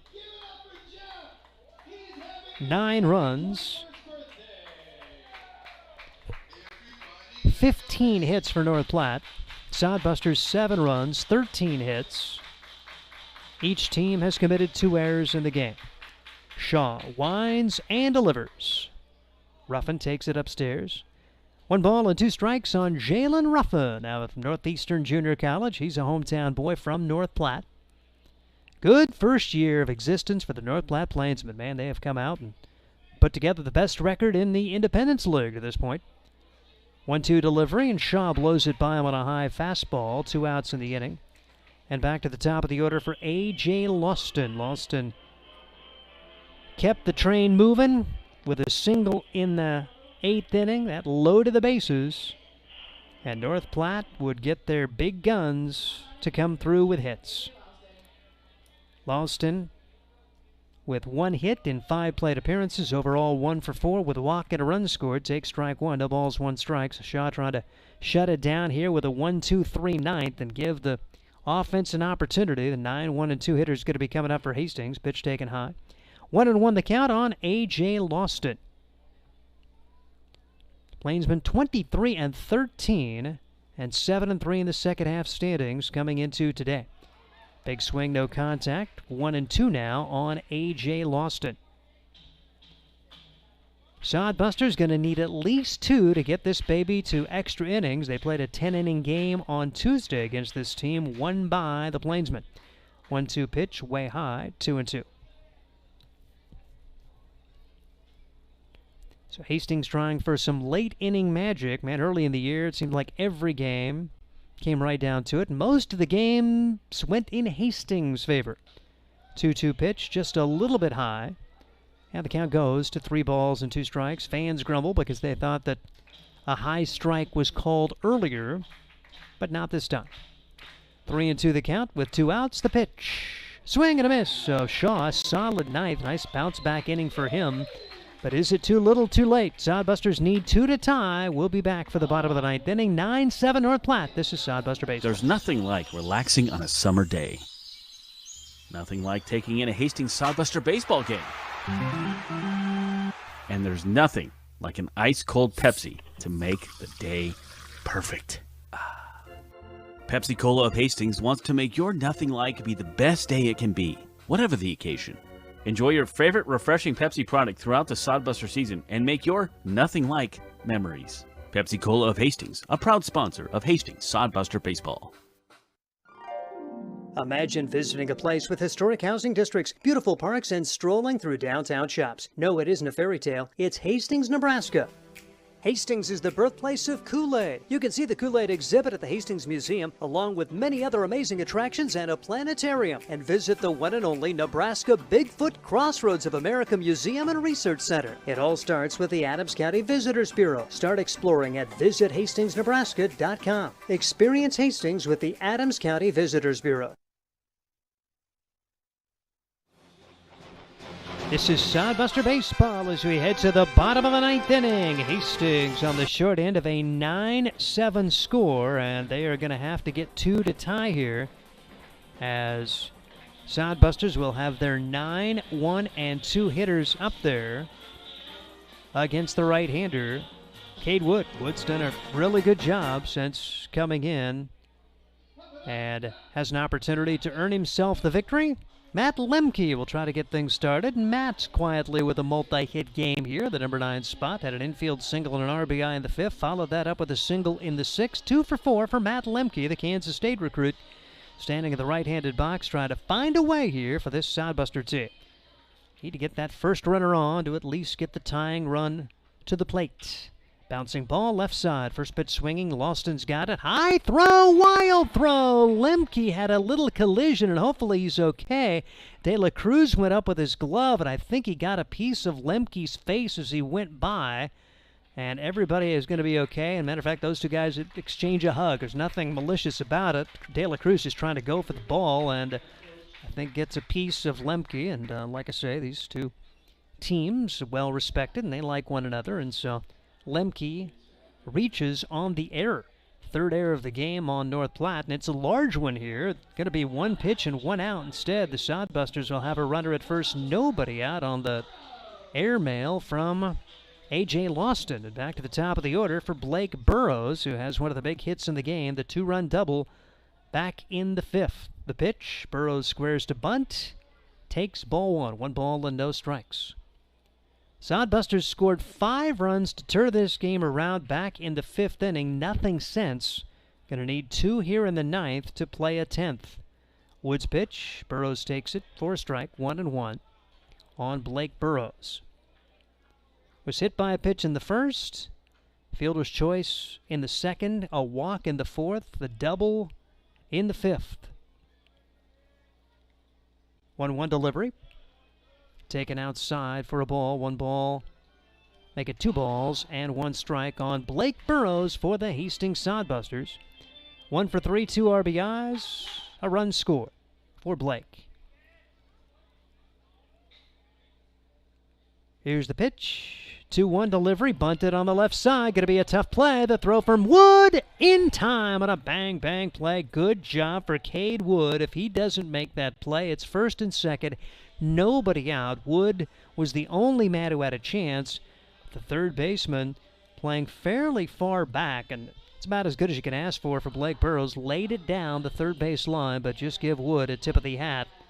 Yes, the runner does advance, but in all actuality, Lemke doesn't matter at all. They actually will give Burrows the sacrifice, even though you and I and everybody else knows he was bunting for a hit right there, down by 2 runs. Big swing, no contact for Aaron Harper. No balls, 1 strike on Aaron. After a 3-hit game yesterday, 0 for 4 today with a run scored. Harper trying to keep it going here. 1 on, 1 out. Sodbusters trail by 2 in the 9th, and Harper takes the pitch inside for ball 1, 1 ball and 1 strike. Aaron very solid at third base today. Can play either of those left side infield. Really haven't seen him much on the right side. I'm sure he would be a very capable second baseman as well, but really need him on the left side with this crew. 1-1 pitch, and Harper pops it up. Center field coming on. Making the catch will be Higgs, and there are 2 men out. So it's going to be up to Brandon Larson to try to keep it going for the Hastings Sodbusters, and North Platte on the verge of completing a sweep and extending their win streak against Hastings to 5 in a row. You feel like these are two pretty evenly matched teams, but North Platte has found a way in big moments to win, and they are on the verge of beating Hastings for the 8th time in 11 meetings, and including the 5th time in a row. And Cade Wood brings it to Larson. Takes high and outside for ball 1. 1 ball and no strikes on Larson. And for Larson, 0 for 4 on the day. He has walked and struck out. Hit into a 1-2-3 double play. That was a large moment back in the second inning when the Sodbusters had the bases loaded and only one man out. Guys left on base will be another theme again today. The Sodbusters have stranded 13 coming into this frame. That would be what? 17, 15, and now 13. 45 in the last 3 games. I think 55 in the last 4. 2-0 pitch. And when you look up and see a 2-run game, you think, wow. Now, in fairness, North Platte stranded 10 today, but Sodbusters have had numerous opportunities over this skid to plate a lot more runs. Larson up there 3-0, and he will watch this one go by for strike 1. 3-1 the count on Brandon Larson. I mean, you can't complain today. 7 runs on 13 hits, but giving up 9 on 15. As North Platte, that's a good hitting team, and they made the big hits when they needed to. Pitch is taken for ball 4. So the Sodbusters will have the tying run on there, and it's not quite over yet. So an error and a walk in the inning. Cade Wood thought he had strike 2, not called that way, and Cam Constantine tries to keep it going, and he's been a nice addition to the Sodbuster squad. Couple more hits today. He is 2 for 5. Cam Constantine does have an RBI. Sodbusters will go with a runner here, as we'll see Garrett Kennedy. Garrett Kennedy will run for Brandon Larson. So Kennedy in at first as a pinch runner. It'll be Constantine to bat. And it looks like a pitching change is going to be happening here for the North Platte Plainsmen. They try to shut things down, and we're just going to keep it right here because the man is warm and coming out of the dugout as they will bring in Caleb Bunch. Bunch trying to get the final out here, and Bunch has been outstanding, making his 13th appearance. That's most on the team. 32 innings pitched. He's allowed 13 runs, 11 of them earned on 33 hits. He struck out 21, walked 7, a 3-1 record with 2 saves. Big save opportunity right here for Caleb Bunch. Bunch, the 4th pitcher of the day for the North Platte Plainsmen. So Cade Wood, really solid relief outing here, as he works 3 2/3 innings. Couldn't quite get that last out, and he'll leave it up to Bunch to try to get the final out for the North Platte Plainsmen. So Bunch has his opportunity. Trying to close things out, Caleb Bunch out of Ranger Junior College. He's from Keller, Texas.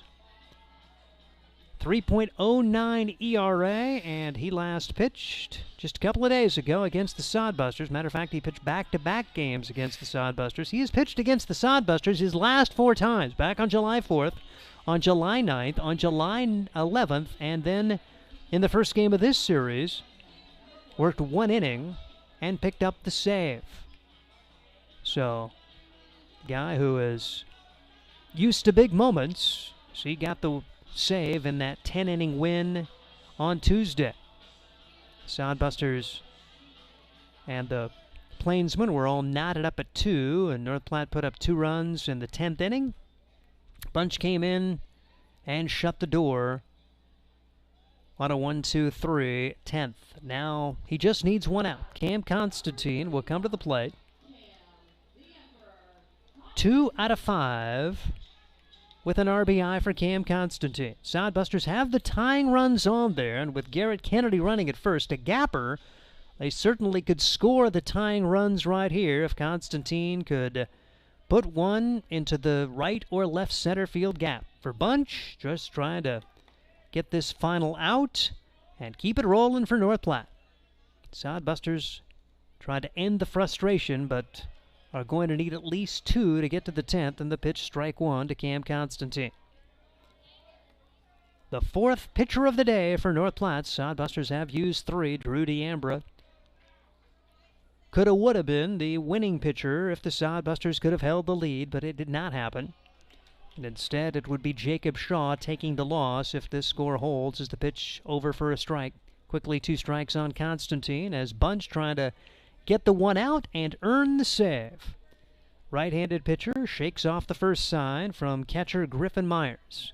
Comes set, working out of the stretch. The 0-2 pitch is on the way. Swing and a miss at 1 in the dirt. He didn't realize it. They'll throw to third, get the force out there, if you will, and that will end it. She had to either throw to first to complete the strikeout, or with runners at first and second, basically you throw to the nearest bag to get the force out, and that is the ball game as Bunch comes in, gets the strikeout, and the Sodbusters have a very disappointing 3-game series against North Platte. Had a chance, a very realistic chance to win 2 of them. Could have, should have won 2 of them. Instead, it's a sweep for the North Platte Plainsmen as they keep it rolling. They go to 8-3 in the second half, 24-13 overall. For the Hastings Sodbusters, they fall to 18-21, 4-8 in the second half. We'll back to talk about it, have some numbers, hopefully get the interview with the coach. We'll see how it goes. 9-7 North Platte. This is Sodbuster Baseball. Eagle Distributing and Budweiser are proud to be sponsoring the Hastings Sodbusters. Budweiser has been linked to organized baseball since 1980 with a continued commitment to celebrate America's favorite pastime. The Budweiser brand was introduced in 1876 using time-honored brewing methods such as beechwood aging, which provides unparalleled balance and character. Each batch of Budweiser stays true to the same family recipe used by 5 generations of Bush family brewmasters. We welcome you to enjoy a cold Budweiser while cheering on your favorite hometown team, the Hastings Sodbusters. Get the latest in news, sports, and local interest stories with the Hastings Tribune. The Tribune's award-winning staff provides you with the best in local content, from the news you need to amazing photographic moments to the latest in Sodbuster baseball news. Check out the classifieds, browse the business directory, and more. The Hastings Tribune, always a good read. Pick up the latest issue or subscribe today. Both print and e-editions are available. HastingsTribune.com. The Hastings Tribune, a proud sponsor of Sodbuster Baseball. A disappointing end to the 3-game homestand as Hastings falls by a score of 9-7. Hastings had it all going their way after a 5-run 5th inning, but could not score any more, and North Platte turns it around with 5 runs in the 8th to break the Sodbusters' heart. 9 runs, 15 hits, 3 errors for North Platte, 7 runs, 13 hits, 2 errors for the Hastings Sodbusters, as the winning pitcher for the North Platte Plainsmen will be Cade Woodward, working 3 2/3 innings, allowing no runs on 2 hits. He walked 2 and struck out 3. Caleb Bunch gets the final out for the save, his 3rd of the year, his 2nd straight against the Hastings Sodbusters. Taking a look at some of the numbers, first of all, pitching-wise, Drew D'Ambra for Hastings goes the first 5, allows 4 runs, just 1 of those earned. He allowed 9 hits, struck out 5, didn't walk anybody.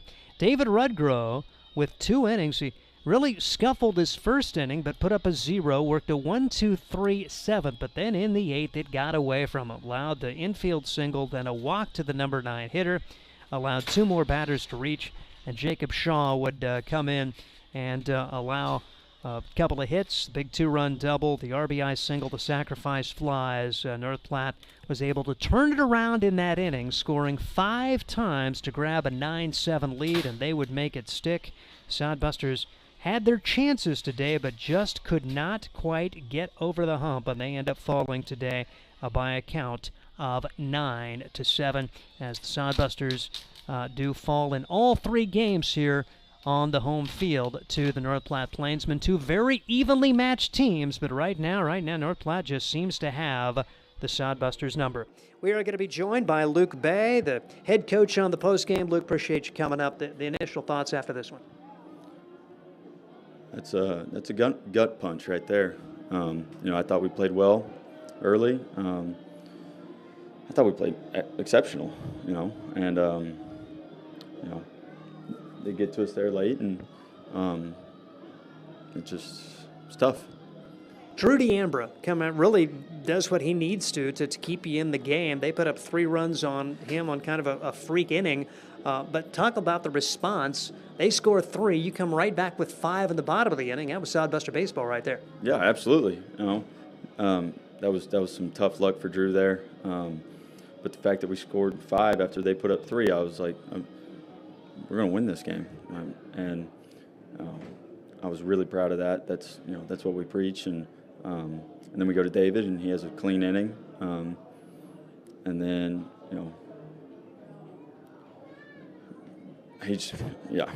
David goes 2 innings. He kind of struggled his first inning, then set him down 1, 2, 3 in the 7th. And the 8th, they get the infield single. Then that number 9 hitter comes up, draws the walk, and that just kind of set the table there. Yeah. In my head, I was thinking David for the 6th and 7th, and I was going to go to Shaw for 8 and 9. And, David wasn't super efficient his first inning, and then his second inning was lights out. And so I was like, he's cruising, so I'm going to run him back out there. And I think that he's a really good matchup against this team, the way they swing. And it's tough to walk the 9-hole. I'm not one to complain about umpires. They work their tails off. They do the best job they can. I think the zone was inconsistent tonight at times.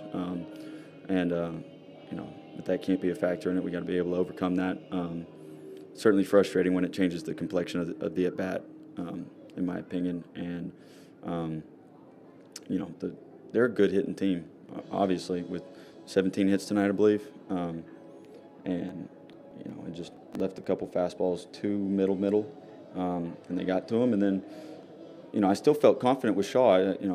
He got out of that. He minimized it to the best of his ability there. And then I talked with him about their McMinn. And I think that, with him, we got to attack him up in the zone. And, everything he clobbers is down in the zone. And it was a 1-2 curveball that was a good pitch. Looking back on it, I wish we would have gone fastball up again on him. But, you live and you learn. I think I got to do a better job of, educating our pitchers and our catchers on what I see on hitters and talking about how we should pitch them. So that's on me. I got to be better about that. And, it's tough to be on this skid, but I got to find a way to be better. It's on me, and I got to find a way to be better. Yeah, in a perfect world, you have an open base to not pitch to McGuinn, because, he has hit 3 of the hardest balls we have seen at Duncan Field this year with a triple off the scoreboard, and he had a double that was pretty much off the wall earlier. And so you just, I don't know if you were, but I was cringing when he came to the plate with the bases loaded and in a pressure situation. And their big guns got it done. They get 2, 3, and 4 coming up, and that's what good teams do. Yeah, absolutely. McMinn knows what pitch he's good at hitting, and it's down in the zone. And we had gotten him out on a good sequence. His previous at bat, I believe we punched him out, and I think it was fastballs up in the zone that we got him on, and it's tough. It's just really tough. But we got to find a way, because we got to strap it up tomorrow, and we got to go play a really, really good offensive team. And I know this team has seen the ups and downs, but it seems like the attitude, the guys like each other. They're playing for one another. Right now, it's just not happening on the field. Yeah, and it's tough. It's the dog days of summer baseball, and the guys are tired. They've been going hard since January, and we got to find a way to grind through it and overcome it. And it starts with me on figuring out what changes I need to make to put them in a better position to have success. Luke Bay, head coach for the Hastings Sodbusters. Appreciate him coming up. Never an easy situation when you come up after a day like this. A lot of twists and turns in this one as we started to run down the numbers and just kind of wrap up our broadcast. But the Sodbusters, they took an early 1-0 lead. They led 2-0 after 3. North Platte gets 1 run in the 4th. They get 3 runs in the 5th to grab the lead at 4-2. Sodbusters get 5 runs back to take the lead. It would stay that way until the 8th when North Platte would play 5 runs on 5 hits, and they win the contest by a score of 9-7. We mentioned the pitching. DeAmber 5 solid innings, but no decision for him, allowing only 1 unearned run. As far as the hitters, Sodbusters certainly enough hits to get the win, but not enough here today. Blake Burrows goes 1 for 3, had that big 2-run double. He also scored a run, 2 hits for Constantine as Cam goes 2 for 5 with an RBI. Sawyer Duddleston, big day, 3 for 5. He scores twice. Blake Scott, 3 for 5, an RBI and a run scored. Tyson Curtis hit it up with a run scored. Danny Garcia, 2 for 3, 2 RBIs and a run scored. Matt Lemke, 2 for 5 with an RBI. So several multi-hit players for this Hastings Sodbuster team, but could not get it done today as the Plainsmen rally for the victory by a score of 9-7. Sturgeon went 3 for 5 with an RBI and 2 runs scored for them. They had a 3-hit game from Luke Johnson, 2 RBIs and a run scored. Multi-hit games for Sage McMinn. He goes 2 for 5. The huge 2-run double there in the 8th inning to kind of turn the game back in North Platte's favor. He gets 2 runs scored as well. 2-hit game for Connor Higgs. He goes 2 for 4 with 2 RBIs. And Griffin Myers, multi-hit game, 2 for 5 with a run scored. Their starting pitcher, Eves, working through the first 4. Micah Ford worked the 5th. And Cade Wood, 3 2/3 innings to pick up the win. And Caleb Bunch comes in to pick up the save as North Platte gets the win. And they complete the series sweep here in Hastings. Now have won 5 in a row, all against Hastings. Sodbusters try to turn it around. And, oh, by the way, they're doing it against the division leader as Fremont. They are the next team up for the Hastings Sodbusters. And that will be tomorrow night. Next home action for Hastings won't be until next Wednesday. Now they have, or at least had, a Tuesday game on the schedule. That has been wiped away, and they'll play that as part of a doubleheader on Wednesday at 5:05. Then a single game Thursday. All 3 of those against Fremont. Then it'll be North Platte Plainsmen coming back. As far as other scores in the Independence League, Gem City and Badlands squaring off.